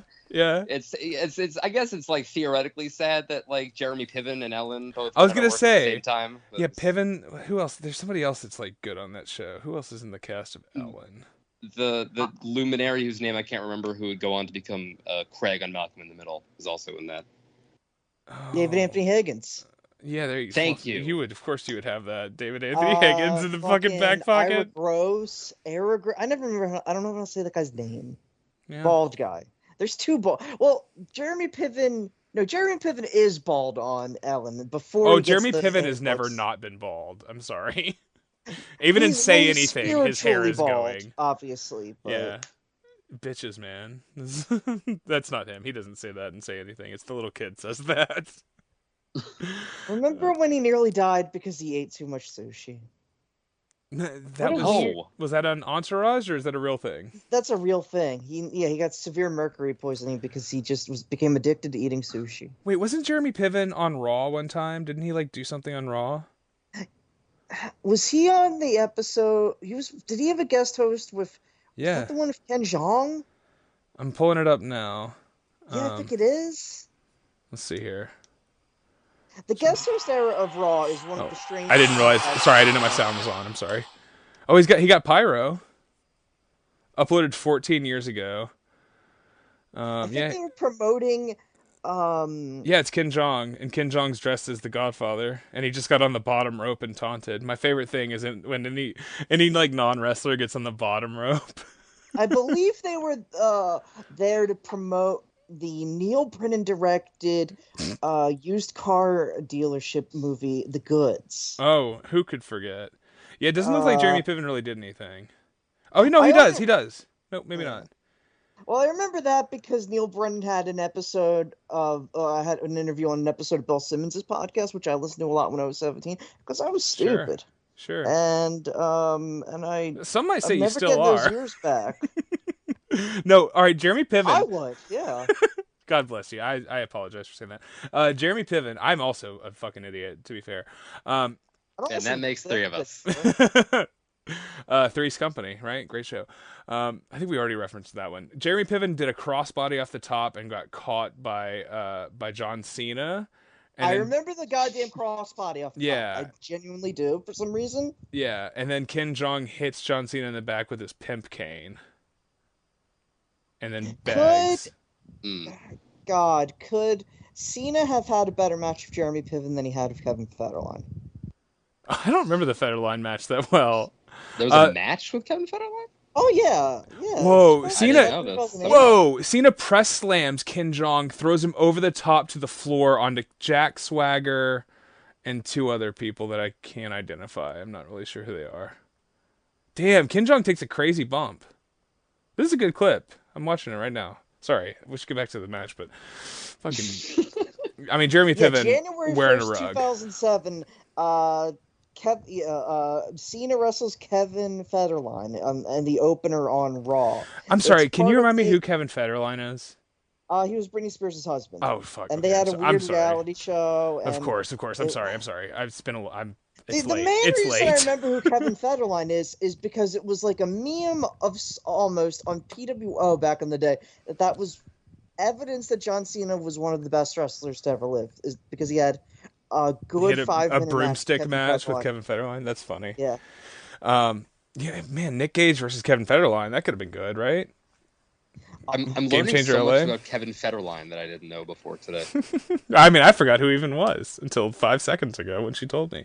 I had to ask. The main reason that I remember him is because he had a match with John Cena on an episode of Raw. I don't fucking go around thinking about Britney Spears. I'm not that gay. You know what? Well, I am that gay. I was kind of gay. And that makes 3 of them. We have the 3 different kinds of gays on here.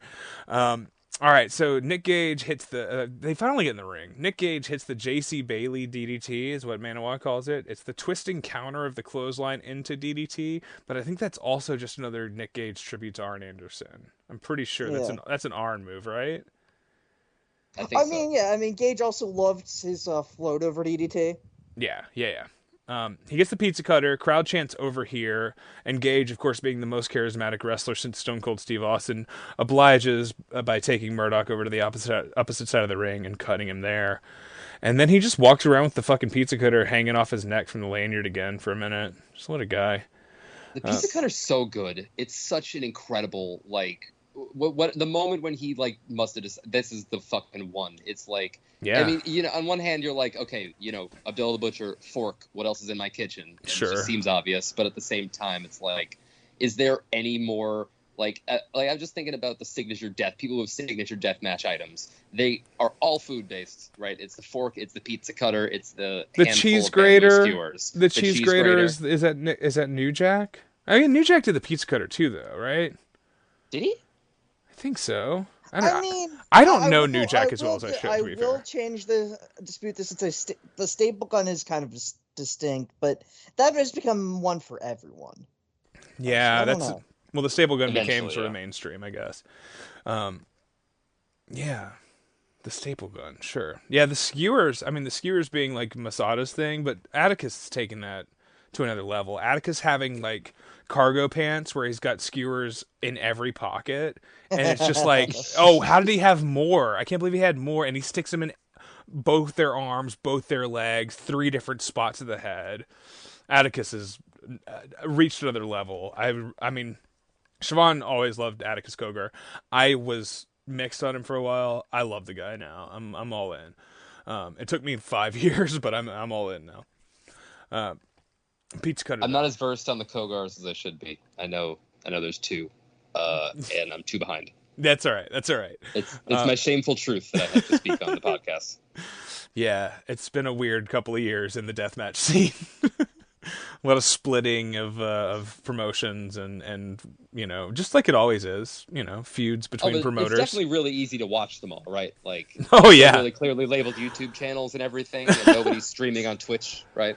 I mean, hey, Circle 6 puts their shows up for free on YouTube, and I watched half of one, like, begrudgingly the other day, and it wasn't very good, so, for what that's worth. Yeah. Well, how was the AJ Gray match? Oh my god. Oh, hey, let me tell you about that. Actually, it was the worst match on the show. AJ Gray versus Chris Carter in the dog collar match. They got tangled up in the ropes with the dog collar, and AJ Gray was just like, "Fuck it." He took the dog collar off so he could untangle it. I was like, "Fuck this, man. You're better than this, AJ Gray." That's rough. Yeah. AJ Gray, yeah, dog collar, rough. I get it. Good pun. AJ Gray should not have been canceled. AJ Gray is a great wrestler, and he immediately cleaned his shit up. Like, he was like, "Oh, you're 14 or whatever, 17 or whatever. I'm not going to talk to you anymore." He's just an idiot. Oh yeah, no, that wasn't a shot at AJ Gray. No, That sure. was just... You just know that that's the only promotion that'll book him. Yeah, completely, because he books it, right? Isn't that also part of it? Is he? I don't know. I have no idea. I actually have no idea. But yeah, he's there, and his matches are bad. Although he was good in that KOBK no ring show that I talked about, where he wrestled Aaron Wade, I think. Or maybe he wrestled Derek Neal. I always get those guys mixed up, all those Tennessee clowns. Yeah, there's a lot of those fuck guys. Yeah, they're all good, though. Two first name crowd.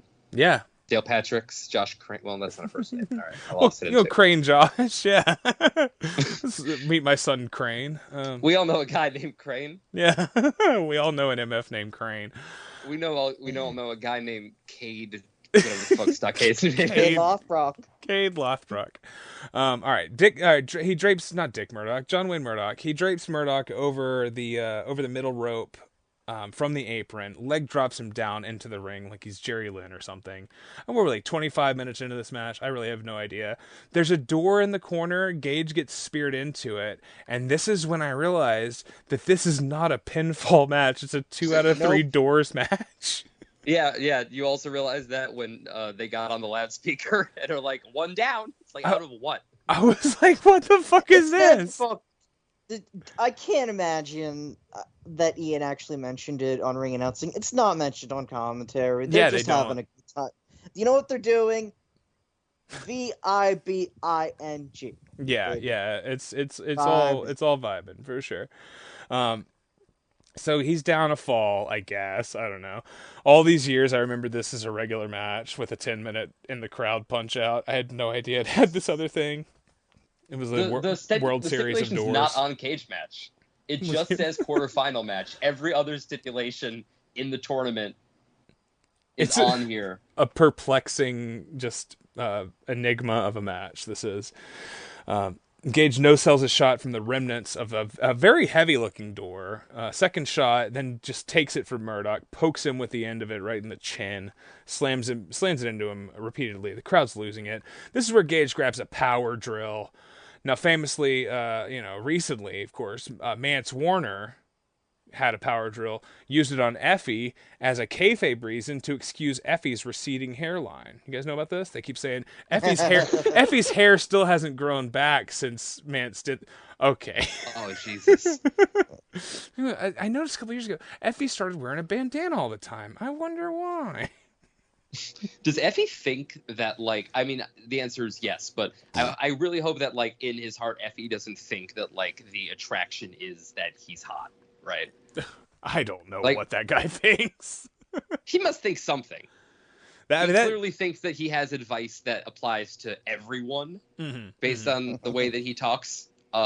Period. Not even wrestlers, just everyone in the world. And it's like, just have that level of blind confidence. I find it admirable. He does believe himself to be an authority of sorts. Yeah. And it's strange. The foremost gay wrestler. We all know this.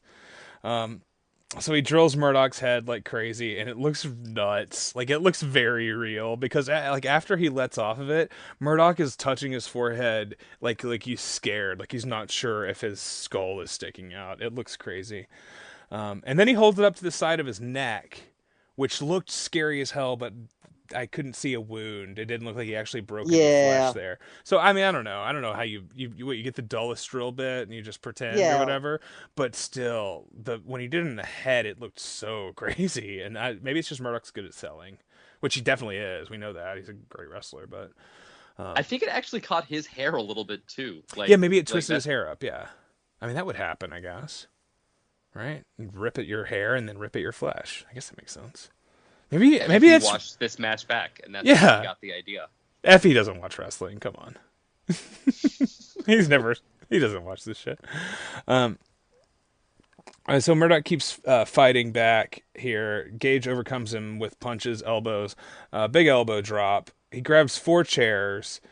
And Manua and Reed on commentary talk about the old school chair pyramid, which doesn't feel old school to me.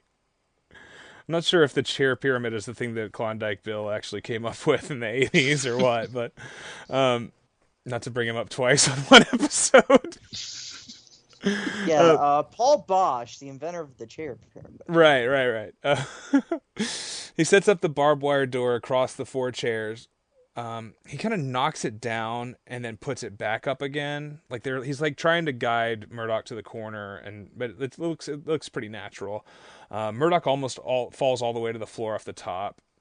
Gage then sets the door back up as Murdoch stumbles back into the ring, and then he hits his avalanche pile driver off the second through the barbed wire door. The falling fucking pile driver is so immortal. Yeah, it's a great move.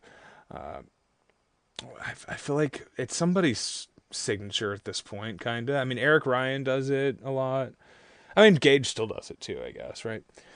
Yeah. And it's also, crazy because you're putting your own butt in the barbed wire. Like, you're asking for it. But, you do what you got to do. And then, they go to a wide shot from the hard cam.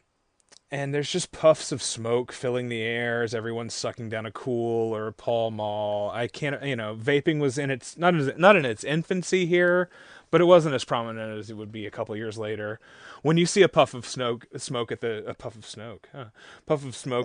Tournament of Survival in 2024, you assume that is vape and probably a legal weed vape. Anything that is functionally pre-Juul is absolutely like that's the mainstreaming of vaping. Yeah. That's back from the days when you still had to have a rig. Yeah. I'll let you know. Now I thought that those plumes of smoke was somebody lighting up a joint. It could have been weed, but I was doing a demonstration. You said rig. I'm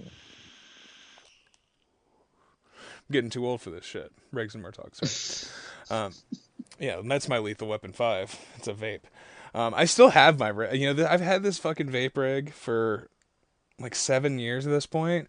One time I left it on the top of the car, backed out of the driveway, and flung it across the street, and it broke into a bunch of pieces, and then I put it back together. It still worked. Technology, what a thing. Fine piece of American engineering right here. It's the Vaporesso is the brand. It's all the paint has come off of it. So shouts out to all the losers like me who are still vaping out of a thing like that. Anyways, I think this guy is probably smoking a Kool. The guy in the crowd smoking here. I think it's definitely a Kool. Yeah. It's a Kool, and you look on the bottom, and it's like, oh, that's not the state that I'm in. Yeah, right. Yeah, he crossed the state lines because the taxes are better in fucking Kentucky or whatever. My mom and her mom, my grandmother, used to drive to Louisiana for like cheaper cartons of cigarettes, and it was like 5% cheaper. Like, it wasn't that much cheaper, and I think it was just a ritualistic thing, and they liked going on a road trip together. So shouts out to them. They're both dead now, but shouts out to them. I remember my mom smoking a cigarette. Speaking of, I remember my mom smoking a cigarette in the ECW arena at that CZW show in 2002. And it was like, you weren't supposed to, but she was like, I remember her like looking around and seeing other people smoking, and she just like, lit up a cigarette. And I was like, okay, cool. So they get in the ring, there's a punch out. It ends in Gage hitting a drop toe hold and then a Boston Crab. Hell yeah, Nikki. Apparently they say he made Sexy Eddie tap out to this in the previous round, which is hilarious. He lets go of the crab, grabs a shovel, one of the rudest, most inglorious of all bastard weapons in wrestling, smashes Murdoch right in the head with it, and on the Spring Stampede 1994 scale, it's about a 7.5. It's not quite, do you know what I'm talking about? Max, do you know when Jerry Saggs hits Cactus Jack in the head with a shovel? Oh, yeah, I have seen that. Yeah, so that's a 10. This is about a 7.5. I'm just like having a reverie over that. Sorry, that's Yeah, it's one of the. It's in. He talks about it in his Cactus talks about it. Cactus. I talk about it like he's like my buddy Cactus. You're like you're fucking Like I'm like you're Cornette, basically. Like I'm Cornette. Oh, Cactus. He tells about it in his book, and he said that. No, I can't do that voice. He mentions in his book that he learned from Dominic DeNucci that when you're going to take a hard shot to the head, to turn it sideways and clench your teeth so you don't like lose all your teeth or whatever. Yeah, so he did that. Anyways, that was a 10. This is 7.5. But John gets up almost immediately. He's yelling at him. The sun is setting now. It's getting dark outside. John Wayne sits in a chair in the ring. They're back into it. It's Bar Brawl Part 7 or 8 or whatever. And Nick Gage, after taking a shot in the mouth, he fucking reaches down and claims to have picked up a tooth out of his own lap. Said, "Was that a tooth?" And then he hits the harshest forearm, like shoot headbutts. The fatigue is palpable. These guys look they should be in fucking hospice care by this point. And this is where Ian on the over the PA announcement says, 35 minutes have elapsed. 25 minutes left of the time limit. What?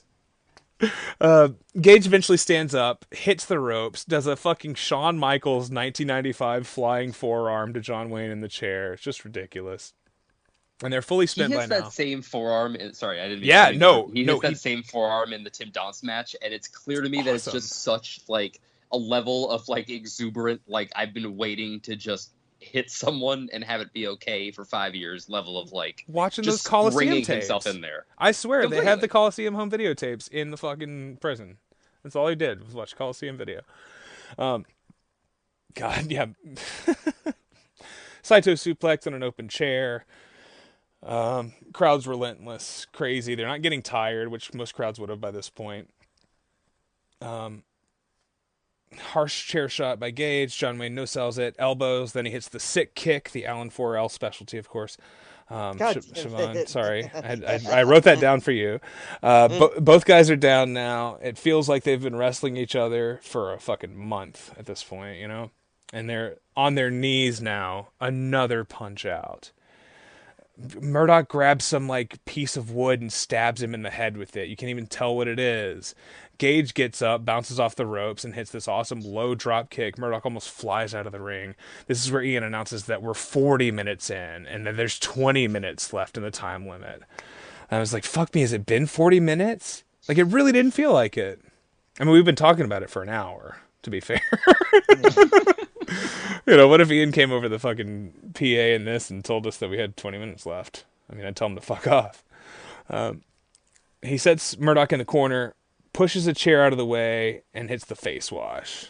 Fucking incredible. And then Gage is sort of hanging over the top rope after the face wash. He looks so tired, but he still, like, hears a guy yelling at him and flips him off in the crowd. Then he hits another face wash. The fucking king. God of this shit. Crowd is chanting, just alternating chants. You know, they're yelling shut the fuck up at each other. And then Gage drops to the mat and does some push-ups. The king. Fucking perfect. The fucking god of this shit. And like It's this, unbelievable. as it 42 minutes into this match, and he starts doing push-ups. It's even better than I remembered. Somehow this match is better than I remembered. And then the finish is like nothing, but it's great. Gage climbs to the top. Murdoch just yanks him off onto the light tube door, which doesn't even break. Shouldn't even be a legal finish to this. It breaks the tubes, not the door. It's called protecting Yeah. both guys. Yeah. And protect Gage for a potential rematch that, of course, wouldn't happen for like 4 years or whatever in a totally different promotion. And the crowd chants match of the day, which morphs into match of the night, and eventually morphs into match of the year. But there's one fucking old man who gets pissed off about it, which is very weird. Yeah, and yeah. it's like, was he a Gage partisan who was like, couldn't have made that if he didn't fucking win? Yeah. No, yeah. How can I love Hogan just lost. How can I fucking cheer? They chant thank you both, and then they chant IWA. On his knees, John Wayne Murdoch asks for a handshake, and of course Gage stands tall, and being the honorable fucking man that he is, he gives it to him. It's an absolutely stunning match. I love it. I love it to bits. Reed gets in the ring, That hugs John Wayne. It's fucking beautiful. that zoom in on JWM when he's laying on the mat right after he throws Gage off the top rope. Right. I have never seen someone look like that ready to die at the end of a wrestling match. Dude, he Like- wrestles Matt Tremont in the final like 2 hours later too. In That's the look on pitch his black. face, is him knowing he has to do this again. Yeah, God. 44 minutes or something. I don't know. I think it's just incredible. I think it's one of my favorite matches ever. And I think anybody's ever seen it. I honestly don't think people have any like reverence for this match. They don't even know it. Well, they will It's now. an absolute feat. Like Yeah. I know I said they will. Well, I'm gonna put a link. I'm gonna put a link to it's a Google Drive link, but fuck it. I mean, the company's not around anymore. Who gives a shit? Yeah, Ian, sorry, man. You go get the fire that, go get the title that Jake Christopher and that fire. Yeah, got, yeah, and then start running shows again. In yeah. Fucking, HIV positive, fucking. That's right. Kmart's and shit. Old ex Kmart's. No, I mean I was at the last King of the Death matches, and if he ever does one again, I will fucking be there. Because I love this shit. This is the best shit ever. Okay, are we ready to do the next one? Yes. Yeah. All right, maybe we take another. Well, I probably need to take another break. I think we're probably good. There's no way these other two go as long as this, right? I said to myself before I watched the Scott Summers match and thought it must be 15 minutes. How could this match possibly go more than 15 minutes? Well, It's fuck. cool that we both came into this with this is one of my favorite matches of all time match, and didn't tell each other that they were both like 45 minutes. Yeah. All right, from Absolute Intense Wrestling, a promotion we have not covered on this show nearly enough, but is so important to the formation of this show, obviously, and to the pedigree of the show, and to friends of ours, and just Absolute Intense Wrestling, July 10th. It's Nick Gage versus Tim Donst. This is from Absolution 12? 10. 10. Absolution 10. Wow. We are at the Cleveland Masonic Temple. The I Cleveland believe? Masonic Temple. I was like, it's not the Tadmor Shrine. It's okay. The Cleveland Masonic Temple. Okay. Cool building. Tim Donst coming off of surgery to remove the cancer from his body. Right. Yes. This is the face God. your own mortality match. Yeah. Oh man. God, what a great series of matches we picked for this. Donst grabs a sign that says "Cancer Job to Donst," holds it in his teeth on the top rope, and then the AIW faithful throw a fucking Cork and Hall level of streamers into the ring. Just incredible. He hugs the ring announcer. The crowd chants "Welcome home." Fucking Pedro, yeah. I'm gonna fucking cry. Like, it's the best. And then the fucking bell tolls. Man, fuck. I was so into this, and I was trying to watch this before work, and I only watched half of it, and then I watched the second half of it the second I got home from work. But the intro for Gage, I guess not for Gage. All right, so here it is. My son came over and asked me to help him open a sour apple Laffy Taffy that has been in the basement for fucking maybe 2 years, but I don't think they go bad. But the longer a Laffy Taffy doesn't get opened, the harder it is to like pull the plastic from the candy. Everybody knows this, right? So he comes over. No, the plastic starts to fuse. Yeah, that's right. That's the AEW Dynamite, like the fuse. Mission Impossible. That's a show that you watched, right? The 60s Mission Impossible, like the fuse? Oh, yeah, no, anything with Leonard Nimoy in it, I'm there. Yeah, there you go. So my son comes over, asks me to open this candy. He's looking at the fucking Nick Gage entrance, and he's like, who is that? And I said, oh, that's Nick Gage, the King. He's one of the best wrestlers ever. And then I explained to him that the crowd... So he was like, he was confused by them yelling Nick fucking Gage, basically. And I explained to him that the crowd was yelling Nick fucking Gage using the bad word because he's so awesome. And then I was like, well, what if we called you Jack fucking Barnett? And he said, what? Jack fucking Barnett? And I said, yeah, that's right. My 5-year-old son. So he thought that was kind of cool. And I think it made sense to him immediately. You know. With Pedro, right? The ring announcer? Yes. On Donst's announcement, he says, he is wrestling Tim fucking Donst, which is such a good intro. He is wrestling. Even more streamers now. And then we have possibly the greatest duo ever to be on commentary. Friend of the show, Joe Sposto. And one of the greatest wrestlers of all time, Eddie Kingston. Who, of course, once famously, I stumbled out of the bathroom and he said, "You all right, brother?" And I said, yeah. Not my finest moment. Donst on the top rope says, "Who's the man?" And they yell, "Tim fucking Donst," the crowd does. And like many of these matches, harsh collar and elbow to start. Which my favorite thing, you know. I mean, every wrestling match should start with a collar. If you're not going to start just punching each other in the face, collar and elbow like you're going to kill each other, and like you could break down at any moment. Just the best. I've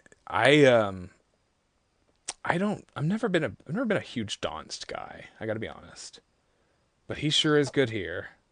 I mean, he's got the Jakara stink on him, right? Like I don't know how else to phrase that. I think his AIW run, especially in this period, is like very fucking good. I think this is, some people just find themselves in a certain spot and they just do the work of their career. It doesn't, sure, like, you know, maybe it was just like one of those fucking, you know, just a good vibes thing. Like, I'm not saying John Thorne and Chandler Biggins were running AIW like John Akiyama was running All Japan, where you're just like, they're just players, coaches. But sometimes that just happens where you're just motivated. The crowd, the combination of the crowd, the people, all of that, and you're just like, yeah. So I can do the thing I want to do, and I can put all of my ducks in a row the way it goes, and the dominoes and everything follows from there. Because he has some great shit in this run.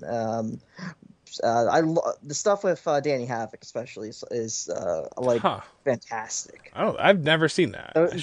That's some nasty shit, and some of Danny's best stuff outside of CZW, to be certain. Cool. I should figure out a way to check that out.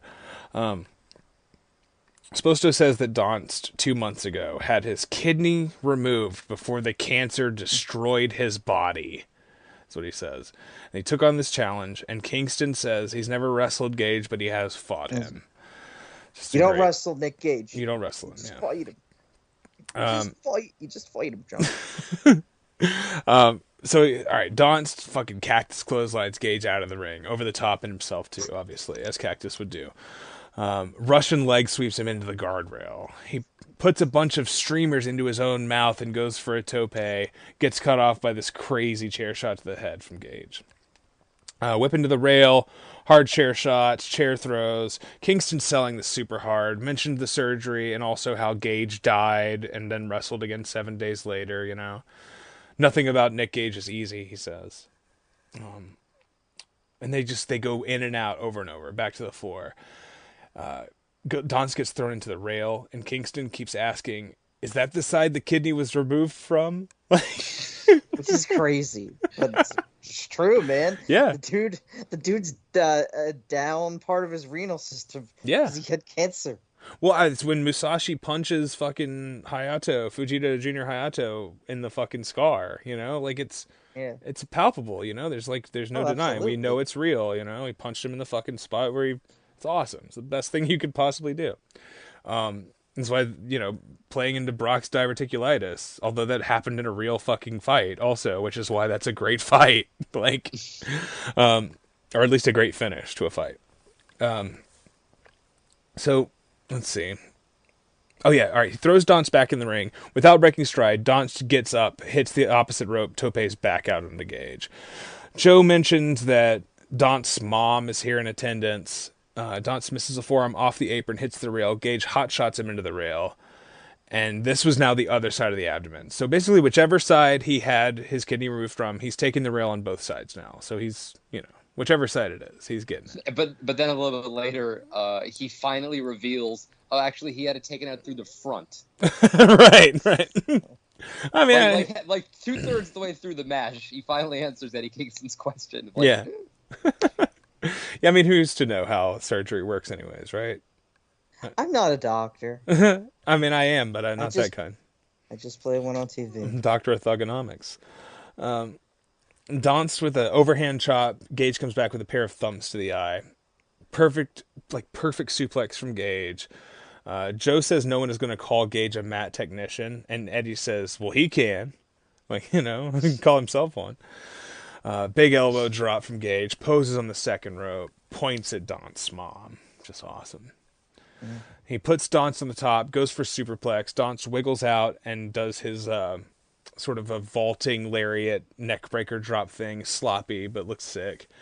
And Gage gets right back up for a face wash. Donst gets up quicker, hits an STO, like a proper Ogawa STO. Let's see here. Donst keeps finding streamers wrapped around his feet and his body. One of those things where it's like not on purpose, but he keeps figuring out how to do it somehow. Gage cuts him off with the snappy Samoan drop. Gage hits the elbow drop, the walking elbow drop that reminds you of Abdullah the Butcher, kind of. I think it's sort of maybe the inspiration there. And he goes to the stage, grabs a bag of thumbtacks. And he goes for a pile driver. Donst fights out. They go back and forth. Kingston says, no form, just throwing them. And then they do my favorite spot. I talk about it all the time. What did Ultimate Warrior and Hulk Hogan do at WrestleMania 6? Double clothesline, except it's in thumbtacks. What if they had thumbtacks in the Sky Dome? I always think this. I always wonder what this would be like. And then, I don't know. On their knees, he fucking punches and forearms. Donst spits in Gage's face. Nick gets up and does that fucking Shawn flying forearm again. It's just great. Donst cuts him off with the cutter into the tacks, and that's where I had to go to work. So everything after that is from tonight. Just hilarious. Kingston says, you got to get those tacks out of you ASAP. And then he says, one time I had a match with tacks, and then I went to bed that night, and I woke up in the middle of the night, and I found 2 tacks still in my body. It's just the best. Either you ever step on a thumbtack or voluntarily put a thumbtack in your body? When I was in 5th grade, I was trying to fill a stapler, and I accidentally stapled my thumbs together. Oh, ooh. Together? Yeah. It meant one tine. I guess that's the word of the stapler went through each of my thumbs. I was trying to close. Yeah, Time Daily. I can't even. You know what? I've failed myself. I can't think of Time Daily reference. That's it for me. I'll see you guys later. I think Gimbel's telling you there's 5 minutes left in the match. Maybe another 5. You're touched by an angel. Lacy. No, you might be thinking of Della Reese. Della Reese, a different fat lady. Time Daily. It's a great show. Company, Stephen Sondheim. Oh, sure. Yeah. Cagney and Lacey. Cagney and Lacey, of course. Time Daily. What am I thinking? Judging Amy. No. That'll be on TV Land one day. Sorry. It really won't. It's a good show. I like Amy. She's cool. All I know is that I have a really strong memory of seeing the end of an episode of Judging Amy, and it was some guy watching her get it come to, and he's carving her security lock code into his arm, and that's the end of the episode. Oh, I feel like I remember that. Yeah, my mom watched that show a lot. I think it was a good show. I don't know. That was a show that my mom liked, I think. Yeah, so both your thumbs together. Now they should do that for Hangman versus Swerve part whatever. Those guys get back together. It's the upgrade of the dog collar match. You just staple 2 guys together, then they have the match. Yeah, you're truly tethered. Let's see. Don sets up a guardrail between the rail and the apron. That's confusing. He sets up a guardrail. All right, he sets up a piece of the guardrail. This is weird. Between the guardrail and the apron. So the actual barricade, he takes a part of the rail apart and then lays it across flat. And Eddie Kingston is disgusted that the fans are helping Nick Gage to do this. Yeah. They climb to the top. Donst goes for a DVD off the top onto the rail, but Gage reverses it and hits the super sack of shit, fall away slam, into the ring, onto the tacks. Donst doesn't even hit the tacks. Gage just fully back bumps into the tacks. But he does what he has to do, because otherwise he's got to stop a worse thing from happening to him. So he's minimizing risk, right? To say it in a corporate way. Donst rolls into the corner on the opposite side. Gage immediately gets up, taxel on his back, and delivers a face wash.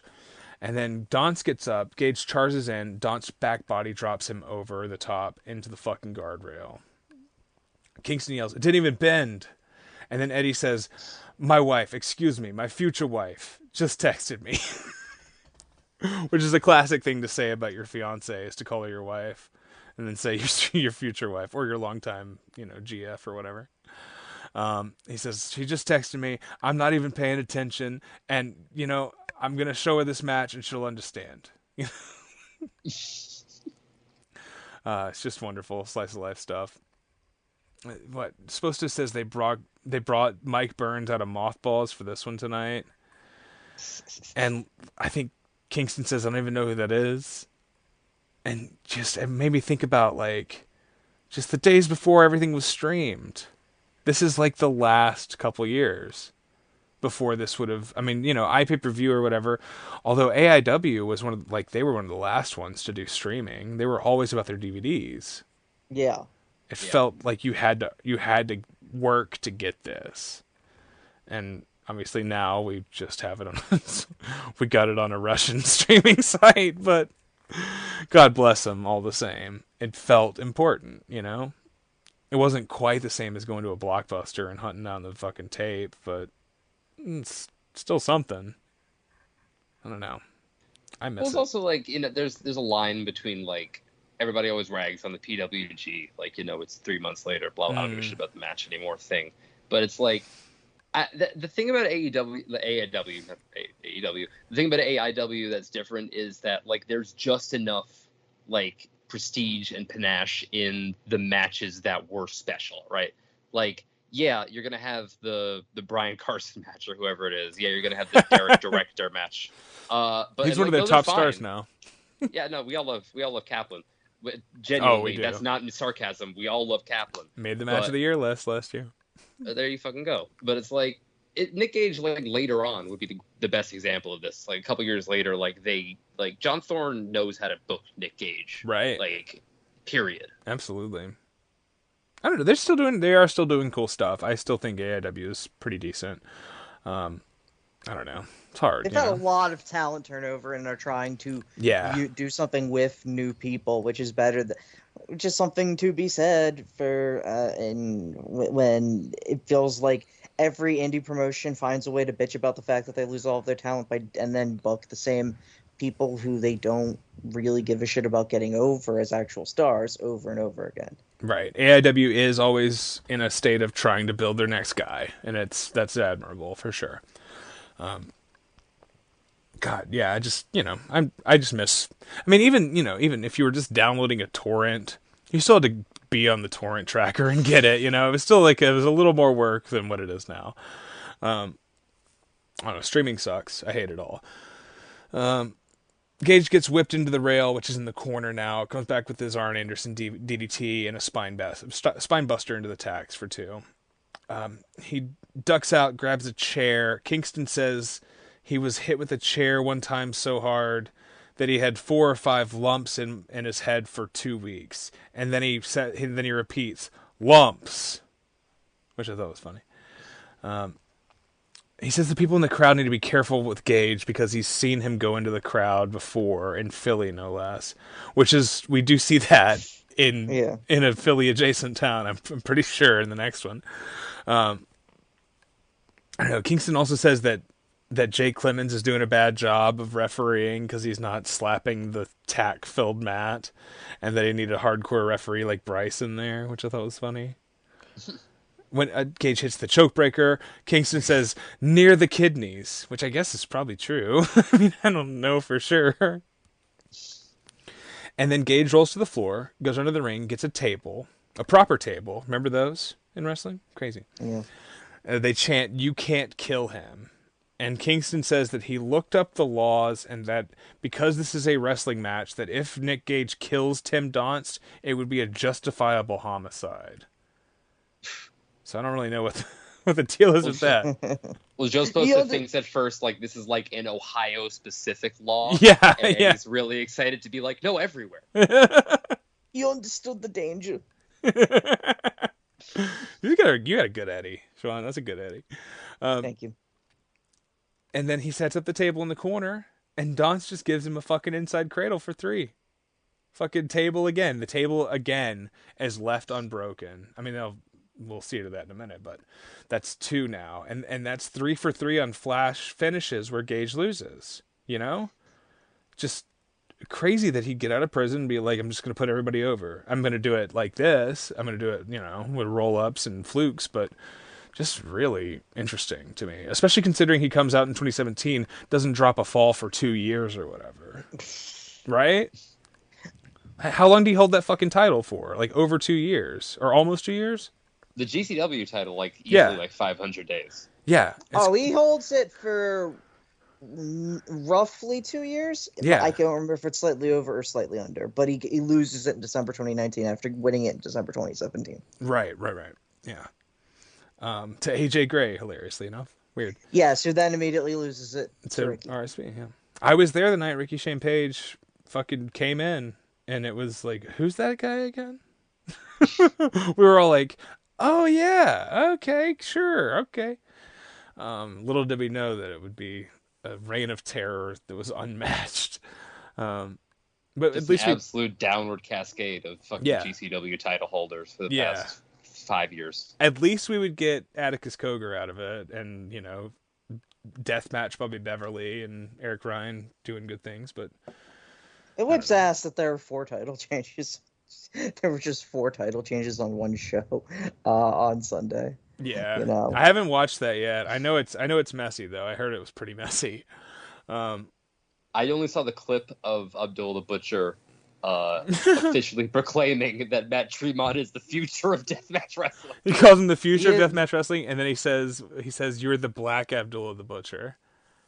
That's what he said to him. It's one of the craziest moments in the entire history of professional wrestling. You can see people I mean that there's no hyperbole in that. That is one of the craziest fucking things that's ever happened. It's great. Well, and the segment started with him like saying, "Get out here so I could stab you with a fork, Abdullah." And then Abdullah comes out in a motorized wheelchair, and he's doing his Abdullah voice. Matt Tremont and it's kind of touching. He just sounds bit. like a chipmunk. Yeah. Yeah. Remember, the promo where he calls him Tenryu? He's like threatening Tenryu, and he says, I'm wearing my Tenryu shirt actually right now. Tenryu. So Donst wins, and just incredible. Gage shakes his hand. He sort of shrugs and shakes his hand. Good guy, honorable, right? Never mind. Donst cuts a promo about how he beat cancer or whatever. Then Gage comes out and beats him up. Gives him the choke breaker, which, as we know, is somewhere near the kidney, probably. And then tries to put him through that table, which doesn't break. And then rips the tape off of his scar or something.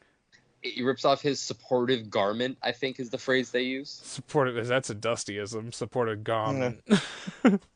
He ripped off my supportive garment, baby. From when Dusty had cancer. It gives him like a lazy gonzo bomb onto the table, which is like lying flat on the mat now. Gage gets on the fucking mic, says if cancer didn't kill him, Nick fucking Gage will. Awesome. He fucking gets on the second rope. He tells Tim Donst's mom that he's a pussy, and he calls her a bitch and a slut. The king. For the god of this fucking shit. Where my gang at? What more could you fucking want? Man, it's the best. Are we moving right along to this behemoth of a main I want to event? highlight one more go ahead.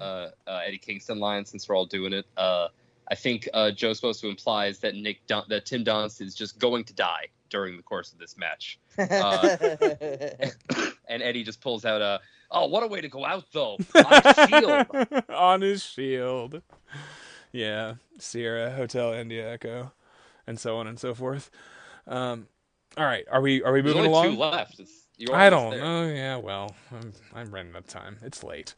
Are we gonna move along, or do we need a break? Are we gonna go? Are we gonna die on our shield? I think we have to die on our shields. All right, Siobhan, you good for that? I think we're good for that. All right, main event time. Main event time. From On Point Wrestling, OPW, who could forget? It's Nick Gage versus Scott Summers from August 29th, 2015. Is it his second to last match before he goes back to jail? Yes, his last match before he goes back to jail is a 7-minute match and beyond with Shug D, and Right. unless forget? Shug D is beaten JC Rotten with the golf club in the face, I don't think we're gonna have an opportunity to cover him. We might. You talk told me that about was good. Yeah, you told me that was yeah, good. match is cool. I watched him. He think cut I'll- the he did the shittiest blade job at a fucking TWE show earlier this year. I forget who he was wrestling, but it was like a barbed wire match. Maybe it was him and Jaden Newman. It sucked. Jaden Newman is a great bleeder, and I don't know. Suge is not one of my guys. But that's okay. We're not going to talk about him. Let's talk about Scott Summers. Who's this guy? So Scott Summers is a weird, like, Texas guy. Yeah, he's a mostly Masada, bro. wrestled in Anarchy Championship Wrestling in San Antonio, but some weird reason, New Jersey guys just sort of fell for him in like 2014, 2015, 2016. Because Tremont is booking On Point at this time. And Okay. he's booking it, put him in, and basically he's going over and he just wins. He's winning a lot of matches. He challenged Janelle, I think, for the title, and that was his first time he lost in the company. But he's just like, I mean, he's got a hell of a, he's just like a white Kimbo Slice, basically, is his Oh, thing. sure. Yeah, I didn't And think about that. I but mean, sure. he's got, and it's a hell of a thing. I remember Danny DeMonto saying that he was going to win the first tournament of Survival, but he completely destroyed one of his ankles in the first round match of Joker in a tournament where literally everybody gets hurt over and over. Yeah, who does win that? Danny Havoc. Oh, who sure, of basi- course. Who wins in a 4-way over the other 3 guys from the first round, because Joker also got hurt. Who didn't get hurt. I believe, including John Wayne Murdoch, Bryant Woods, and maybe Marcus Crane. Cool. I know the first 2 for sure. And it's just like, literally, he'd already beaten. It's just like, well, we need to have some fucking main event. And obviously, Zandig also got hurt. But also found a way to beat a Masada in 8 seconds or something. One of the most insane shows. You know, when I Google TOS1, it brings up a Russian Xandig's tank. tournament's No, so it cool. brings up a Russian Yeah. tank, though. Soviet 220 millimeter 30 barrel or 24 barrel multiple rocket launcher capable of using thermobaric warheads mounted on a T-72/T-90 tank chassis. So that's not what I was actually looking for, but it's a pretty cool Wikipedia page I've got here. I think you might have accidentally figured out how VK happened. It was search engine optimization, and somehow it turned into a place where you upload fucking wrestling shows. Absolutely, yeah. Yeah. Oh boy. It's really hard to actually. Maybe the Tournament of Survival doesn't even have its own Wikipedia page. I don't know why I'm looking here though. You said that Danny Havoc won. I believe you. I'm now watching videos of It this was, tank in blowing fact, shit Marcus up. Crane who was the 4th guy in that final, yeah. This tank is awesome. This TOS-1 flamethrower rocket launcher. I'm looking at this Daily Mail YouTube. Here it's getting blown up by our Ukrainian drone strike that I'm sure we paid for. Death to America. Bummer. Beautiful work of art blown up with our $1 billion fucking programs. Scott Summer, gotta be one of the only guys I've ever seen named Scott and only has 1 T in Scott. I mean, like, this better be, like, his real name, right? And, like, a crazy coincidence, because to name yourself after one of the worst X-Men, like, all wrestlers are kind of obsessed I'm gonna look with something the, else up with the now. X. Who's Scott Summers? Is that Cyclops? That's Cyclops, yeah. Okay, Yes. I guess I kind of knew that. I mean, I clearly did, but Jesus. I mean, like we all Brian Cage so I've been thinking a lot, like wrestlers love the X-Men, right? And I think it's because they all have extremely identifiable gimmicks. They're all closeted gay people. They're not closeted at all anymore. Well, yeah, the last now, 5 years hey, of them look. is just them making out with each other. That's what X2 is about, right? Come on out. That guy made that movie. He's cool, right? Oh yeah, no, definitely. The guy who made House. Yeah. That show where everything was chill. Yeah. definitely a rewatch value today would be through the roof of House. We were just talking about House because there's the clip where he watches TNA on it, and Garrett Kidney posted that because House watched one clip of a TNA Impact episode, that made TNA the most watched wrestling television program in the last 20 years. And he's right. Garrett Kidney's always right. Ty Sheridan played him in X-Men Apocalypse and Dark Phoenix, and also has a cameo in Deadpool 2. Did you know about this? I didn't. I had no idea. Ty Sheridan. Is he the one from Ready Player One? Yeah. How does that keep coming up? How does that keep coming up? Well, we do live in a simulation. That's true. Oh yeah. Scott Summers, SCOT. Now, Siobhan, you identify as Irish. Yes. This guy identifies as Scottish. I mean, obviously, why would he have the name? What is On Point Wrestling? I don't fucking know. They just found the venue in Williamstown, New Jersey. They were just like, well, let's just have a show. Wait, this is not the same building as the H2O Center. No, definitely not. I don't think it is, but I'm not 100% sure on that. It doesn't look it really. No. How big is Williamstown, New Jersey? How many buildings? It's had a lot of goddamn wrestling. How many buildings are in Williamstown, New Jersey? How many could there possibly be? It's just like a complex of entertainment venues. It's like no one actually lives there. It's just wrestling venues, concert halls. That's it. East Rutherford, but small. Sure. Yeah, the building is so grimy, and everybody is like super weird. Like all the guys are weird. It's all the CCW fans nut jobs. The same people would go to the NEM Flyer skate zone. It is the same venue, actually. No. What? It doesn't totally look like though, but I guess the way it's because maybe it's just the hard cam placement because the hard cam they moved. Yeah. God, I didn't even consider that was in the same. Yeah, that's so funny. What a weird thing. This crowd is incredible. Firstly, speaking of just random wrestler appearances, Schlack's here. Yeah, Schlack's back there. I saw him. There next to some gigantic man. Yeah. There's so many insanely fat people here. There's just some. It's so cool. Well, this is like, so there's like, if you go to like if you went to a GCW show in like the Midwest, as I did a couple times in like before COVID, like 2018, 2019, you would inevitably see the same group of dirtbags that would just drive for 8 to 12 hours to go. Oh, yeah. And I swear I kept spotting them while watching this. Like, oh, I remember like that guy freaked me out, and that guy was kind of creepy, and I saw that guy probably doing coke. Like it was a veritable who's that of fucking dirtbags that I kind of saw one time from afar. They got the fucking canvas so the ring is taped together in the middle. That's some classic bullshit. You gotta love that. Scott Summers comes out, has a really puzzling entrance. He's got fascinating. He's crawling like delirious. He's got this weird mask that has like facade dreads. His wig that the dreads are made out of like twine. What the fuck? And he's crawling around, and the music sounds like, I don't know, somebody trying to do Cypress Hill, or maybe it's just some Juggalo stuff. I really don't know what this is. I was like, am I watching the right match? This can't be the guy, right? It's an incredibly conflicting vibe. It's also because, like, underneath all of this is, like, the most, like, Cole's pair of camo, like, Yellow blue and yellow camo. camo shorts that you've ever seen. Fully, just like, these were a printing error. He got one of those belts that's like, you know, it's like a size 46, and he's just got it hanging super low. Like, he's got a lot of, like, what the fuck, dude? Emil is announcing this one too, Emil J. He's got a tie on, but no jacket this time. So, I know people give him shit for his goofy t-shirts, but at least he's being more genuine.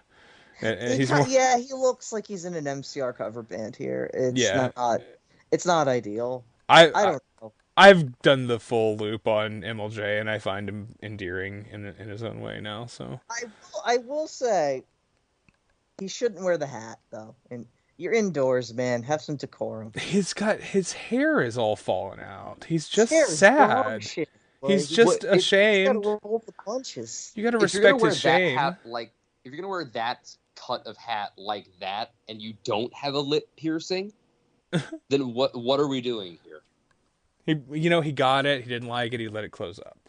You know? He needs to just become a full Hot Topic mall goth. Like, I feel like that's what he would benefit so much from, just fully embracing, like, the corporatized faux darkness. How old is he? Is he closer to my age? Like, is he like, he's like late 30s? Right? I believe so. Yeah. I mean, you know. I think he's born in like 88. Max, how old are you? I'm 30. Okay, see, I thought you were young too. Okay, so you two will see this. You two will I was experience once. this in a couple years. But once you get into your 30s and you really, like, your knees start to He really is hurt. 37, yeah. Yeah, once your knees really start to hurt, you're just like, fuck it. And you start wearing the most comfortable shit, and you don't care. You never care at all about what anyone thinks about you, and it's Actually, wonderful, for the past, freeing. The past 3 weeks, I've been dealing with, like, some really severe knee pain. So, Yeah, it's just gonna get worse, dude.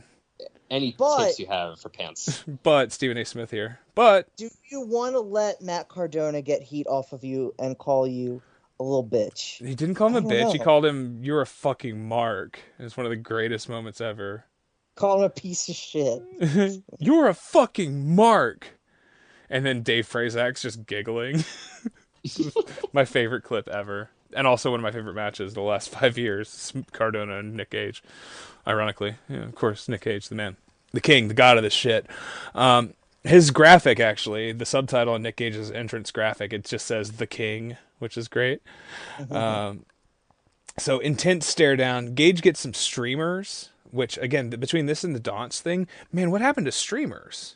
Like, I feel like... Streamers actually did have a moment in the U.S. for a little while. Yeah, I mean, Ring of Honor, but, like, seriously, Tony Khan, start handing out some streamers. Can you imagine how cool that would look on an American TV show at this point? Like, I think that would... It's crazy that it hasn't happened yet. It's crazy that they've done 2 Forbidden Doors and nobody's thrown a streamer.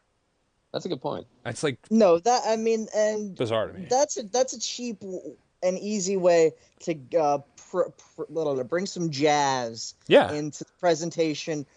It's a lot cheaper than Pyro. Yeah, especially with their, like, we want to reduce costs, and so we're gonna stop having so many goddamn LED boards all over the place, and it's like, just get some streamers from Party City. Yeah, right. You want to make Eddie Kingston cry twice as hard? Yeah, just, like, for real. Cover him in yellow crepe paper. Yeah. Oh, it's Masawa's birthday. Switch it to green. Fuck it. Here you go. Really beautiful. This is truly what I've been doing this whole thing 25 years for. Yeah, I think that's a very worthwhile thing. I love streamers. Still into it. So of all these matches that we've watched tonight, this one feels the most like a fight between 2 prisoners or trailer park dwellers. Like, this is an insanely gnarly. This is a long form version of the Nick Gage Fight Club thing that we were talking about earlier, because it goes 40 minutes, but it's so disgusting. There's so many, like, the in-ring style of, like, the early grappling. I like it a lot. It's really snug. There's some great strikes. Scott Summers hits this, like, short drop kick to Nick Gage's face that fucking blasts him It's awesome. They do a like a knuckle lock full test of strength, like Davey and the Warlord, and Gage breaks it with a couple shoot headbutts. Like, it's awesome. He does this. This is where Gage does the best shoulder block, where they're both running off the ropes, and he basically nails Scott right in the face with his shoulder. It's just insane shoulder block. They are like hitting each other. They're going with arm drags and stuff, but they're stiff. And there's like a spot where they both go for one and crash right in. It looks great. It looks like two pro wrestlers who are just also ready to just fucking go. It has a great sense of escalation because they burn through 10 minutes and it feels very earned. The patience these matches had at times, it's kind of crazy. It's incredible. It's like crazy that they're just like we're just gonna have like a Flair Steamboat match. Right.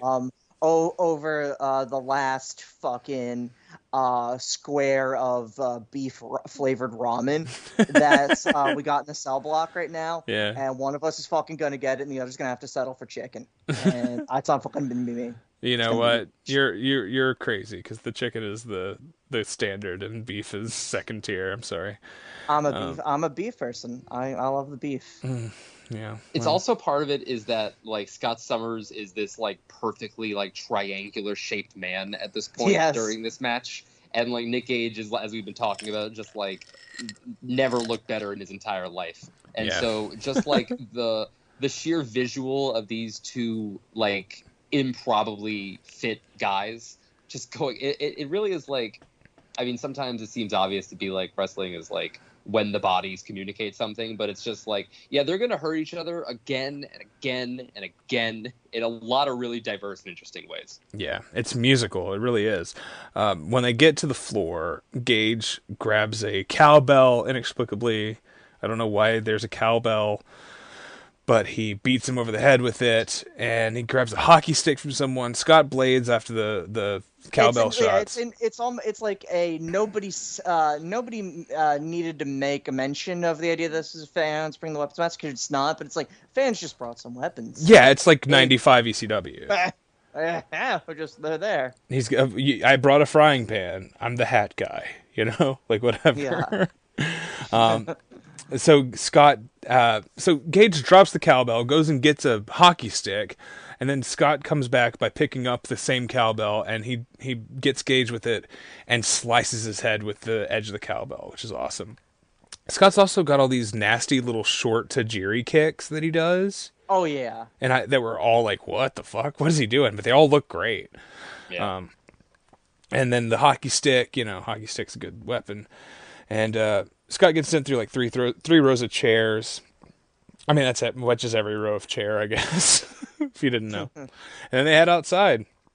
And they wrestle outside for about 15 minutes. The very first bump after they go outside, where Nick Gage, he Irish whips Scott Summers into the back of a cargo truck, in like an 18-wheeler cargo truck, whatever.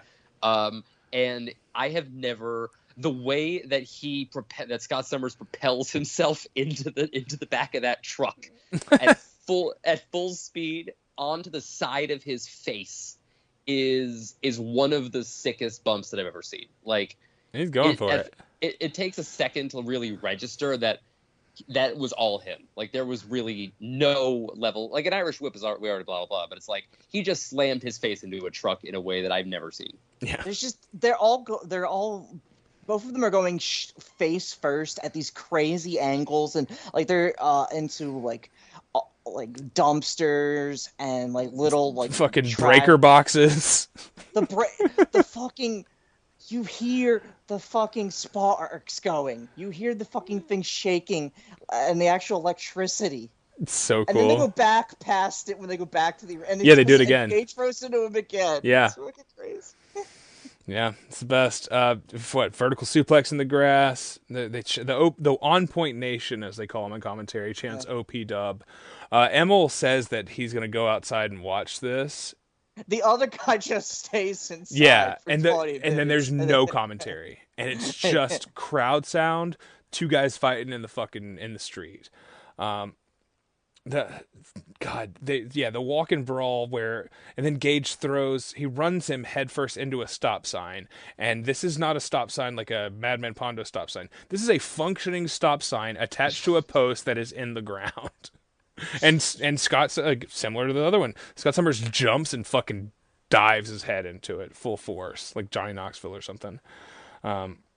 There's at least two little kids in the crowd that are like, there's like a dad has the hand on the kid's shoulders so he doesn't get too close to the action or whatever. But still, two little kids in this crowd watching this outside some fucking random, strip mall, and not strip joint, strip mall, not a strip joint. Some fucking some weird industrial park in Gloucester County, Jersey. Yeah. Utterly compelling on every level. And then Gage does the fucking Mr. Perfect snapmare again. He snapmares him in the grass and then hits the flipping head snap thing, which I've never known what that is. I don't think anybody's ever done that move in the grass.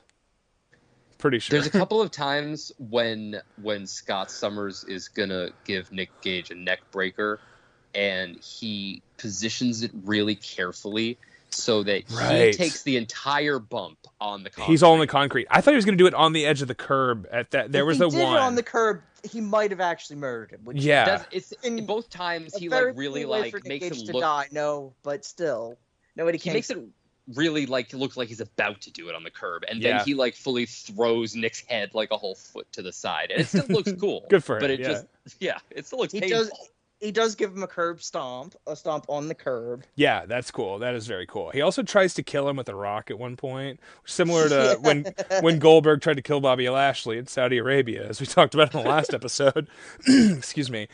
He puts his head on like a plastic, like a temporary like plant pot, and then tries to smash his head in with a rock, but Gage moves, thankfully. And then Gage throws him back into the circuit box, the breaker box or whatever it is, which again looks just as dangerous as it sounds like we're saying. Like it's crazy. Hits him again. Oh, he threw him through a big shitty piece of particle board also. Yeah. And then on the way back, he picks it up again, and Gage hits him in the head with it. And then he sticks his head inside of a grill or like a smoker. Yeah. And slams the lid on him repeatedly. It's not on, obviously, but. Just like whatever you can find, Yeah. And then what? They get back in finally. Commentary resumes. And man, it sure was nice to have a break from the commentary again. Scott picks Gage up for what appears like it will be a backdrop or like Blue Thunder on the apron. They're still on the floor at this point. But he walks him away from the ring towards the front row and just heaves him into a bunch of chairs. Fucking heaves him. He's a strong motherfucker. Yeah. It looks great. All his like, there's not a ton of like overt strength spots, but all of that stuff looks fucking. Yeah, that's proper meth strength. And it's like he throws him into a bunch of chairs. The chairs don't really catch him though. They just splash out of the way. Yeah. All concrete, and then. Rolls him in the ring, hits the world's sloppiest Eddie Guerrero slingshot senton. Like Gage tries to roll out of the ring or roll out of the way, but it's so sloppy that he literally can't miss it. The area covered is impossible to evade. Sends him into a chair in the corner. Again, who was the genius who first figured out that you can fit a chair sideways perfectly in between the second and middle rope, or the top and middle rope? It's just incredible. And then I believe we're getting a call now that, MLJ has just informed me that we have 5 minutes left. 2 hours, 25 minutes are gone from the podcast and 5 minutes remain. Which I never considered a match like this could have a time limit. It's such a funny idea in a way. Like they just spent 15 minutes outside. You told me there's a rule about how long this can go? What? Also, the idea of a half-hour time limit for some reason on a match, like very well, wouldn't be an hour time. Come on, this isn't a title match. Let's be reasonable. They got to make sure everyone gets home with their very small children. Yeah, what time is it? That's crazy. Shouts out to the guy in full denim overalls who looks like a literal farmer. I noticed him around this point. Nick Gage pile drives him on a chair, shoots the half, and gets 2. Awesome. Scott Summer goes for a running crossbody. Gage catches him and goes for hero sandwich number 2. Scott counters that into a Fujiwara armbar and then turns that into the crippler crossface, a move made famous by many different wrestlers. And then the bell rings because they went Broadway on him. You know? Yeah. Yeah, they had to. Yeah, and that's it. And that's the podcast. Thanks for listening, folks. Well, hold on. Okay. Oh, wait. The crowd is chanting. They want 5 more minutes of the podcast. We really did. Seriously, they were chanting 5 more minutes, and it was like we were supposed to start at this time, and I was like, please, no, I have a podcast to record. And Emil announces the time limit draw. The crowd boos him. They chant bullshit. They chant five more minutes. And I'm thinking, who's to say 5 is enough? Turns out it would be right, of course. Gage gets on his knees, and they fist bump, and Gage says, okay, 5 more. And Emil announces 5 more minutes, and we resume, except, again, I'm supposed to record this podcast in 8 minutes, so fucking shit. And I still need to go to the bathroom. I gotta move my computer downstairs. I got shit to do. Gage hits a tornado DDT on a chair, another 90s, like that's a Masato Tanaka, right? Like, yeah. All of these spots that Gage wears his influence on his sleeve. Well, not his sleeve. He doesn't wear a shirt here, but on his he wears them on his elbow. His very muscular elbow.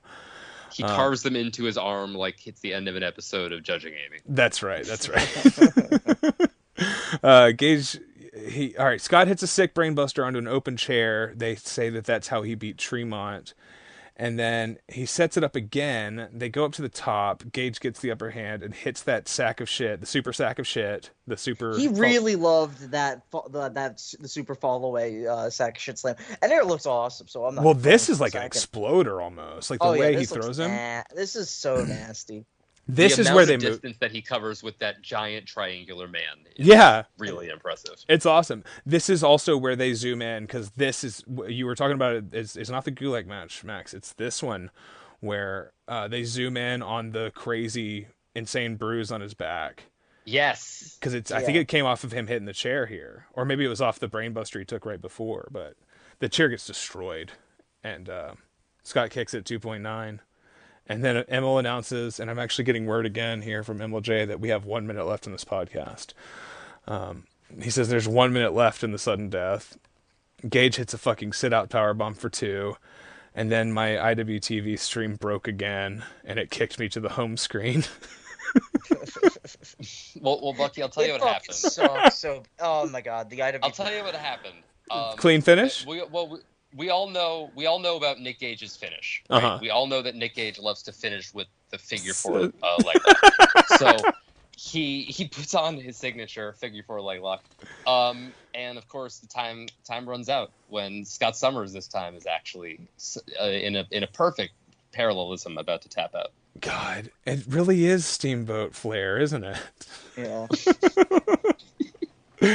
Oh yeah, and then it's a no contest. They did a 5 more minutes, and then they still didn't have a finish. So after the whole match, Scott Summers has been saying, "I'm the man, I'm the man," and but then he really, you know what?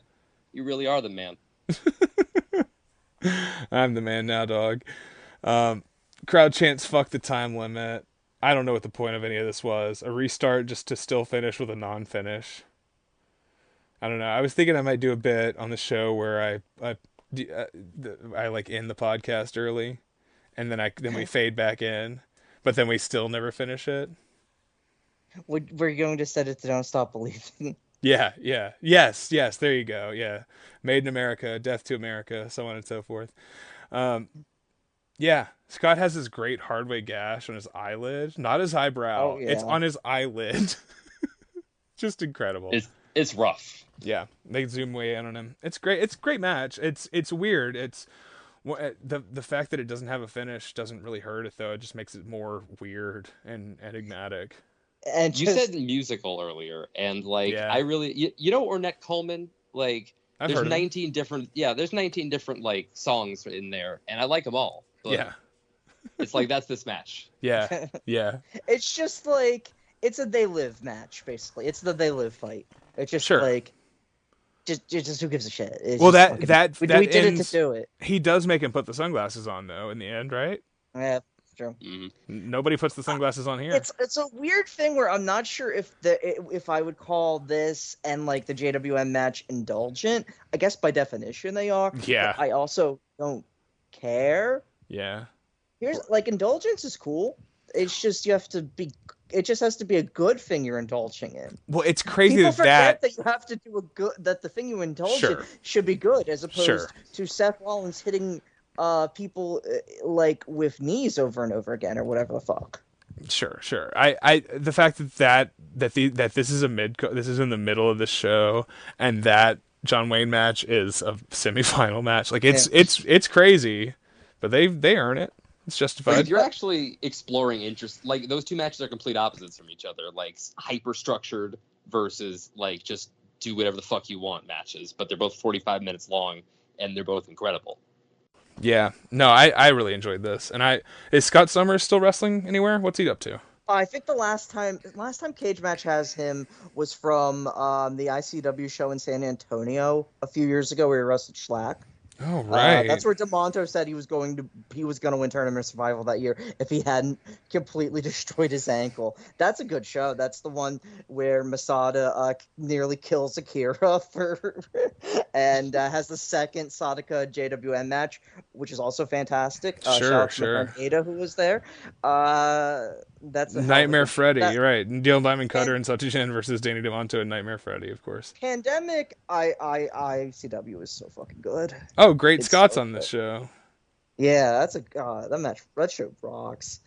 But it's like this is just and it's just this match is just great. There's just like if you indulge in good things and I don't know, because this is like much less of a dream matchy run than 2017, but at the same time, It feels like everybody in the entire independent scene who would book Gage in the first place wants their hands on him, and it's like, what do you want to do, dude? The crowds are so hot. 45 with this fucking guy. Go 40-5. I don't give a shit.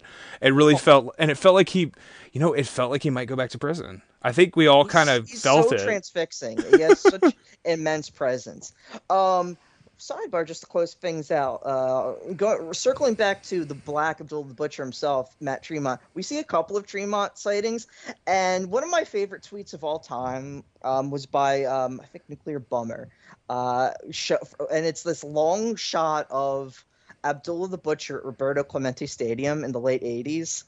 And he's got the pointy boots on, but it's from like 300 feet away. It's from the outfield, and Abby's walking to the ring, and the caption is, "What cryptid is this?" Yeah, right. And Tremont has a similar cryptid quality to him. He's getting weirder and more alien every day, for sure. Yeah, when you just see this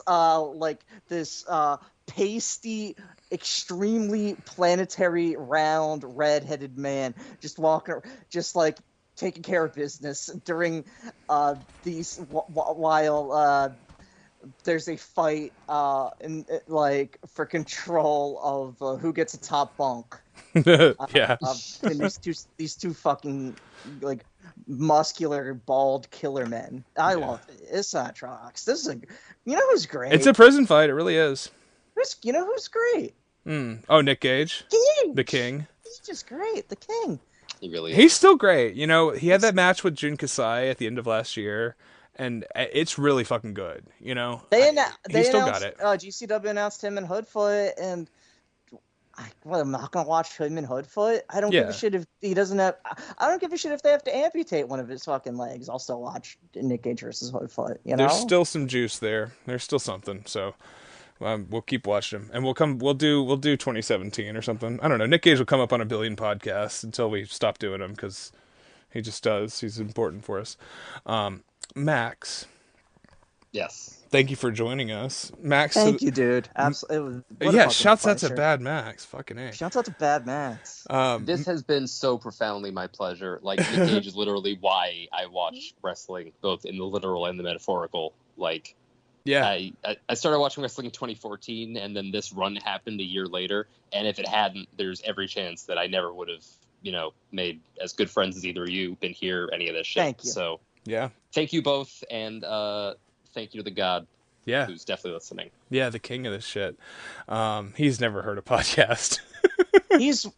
But he is all around because Yeah. he is omnipresent as the fucking god of this shit. Yeah. I poured a cup of wine for him before the show started and left it outside my front door. And Good. I'm sure he came by and drank it. he might. I'm just gonna. If tomorrow morning I open my door and there's just shattered glass everywhere, I'll know. There's gonna be a cat out there looking at. You're Max to the Max on Twitter. I don't know if you post that much anymore, but that's you. I'm getting back to it. I'm at Max the Max on Twitter. At me or DM me. You can send me money and I'll send you the video version of this podcast. Yeah. But it's just me. It's just me and I'm wearing headphones, so it's just a video of me Sure. pacing around a room for 3 hours. And there's it's like a Homer doing the little dance where he spins on the ground like sideways, right? Yeah. Sometimes I'll pick up a pencil and play with it a little bit and I'll put it back down. Yeah, I chew on one. I vape a lot. You see me go through 3 or 4 drinks. I do also get up. I've got this long headphone cord, so when we record in the day during the school year, and we record in the day, I literally record in my kitchen, and I'll just be doing dishes and shit. Yeah. So shouts out to Bad Max. We are on X app. At Touching Blood. We're on TikTok at Touching Blood. We're on Blue Sky, sort of. Wrestling is gross. So on and so I did forth. find I got mad at Blue Sky because they wouldn't let me post the screen cap of my man John Hawking, but then they did let me post it. So now I'm back. Blue Sky, I'm with it. Yeah, you just have to set but you your have to just respect content my to man John adult. Hawking at all fucking times. Yeah. We're on Instagram at Wrestling is Gross. Send us an email, wrestlingisgross@gmail.com.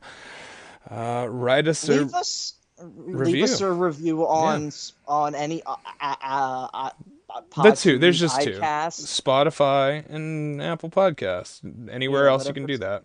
Rate us on Spotify. Right now, we have a perfect fucking 5.0, and I think of 11 ratings, one of which was mine. I hope one of which was also yours, Bucky. I've never rated us on Spotify. I fucking do it because it's very funny that we have a 5.0. And you know why? Because 11 people, including me, know how goddamn good this podcast is. 10 plus. Enough to rate it on Spotify. 10 plus. Write us a review or whatever. They say it's good. I don't know if it is, but it doesn't matter. That's not how we reach people anyways. Send us an email, wrestlingisgross@gmail.com. I think I already said that, but it's always nice. And I haven't gotten an email from anyone in a couple of weeks, and it's my favorite. So if you made it this far, take a couple minutes and tell us how much you love or hate the show. And as always, death to America. Death to America. Death to America. Thank you, Max.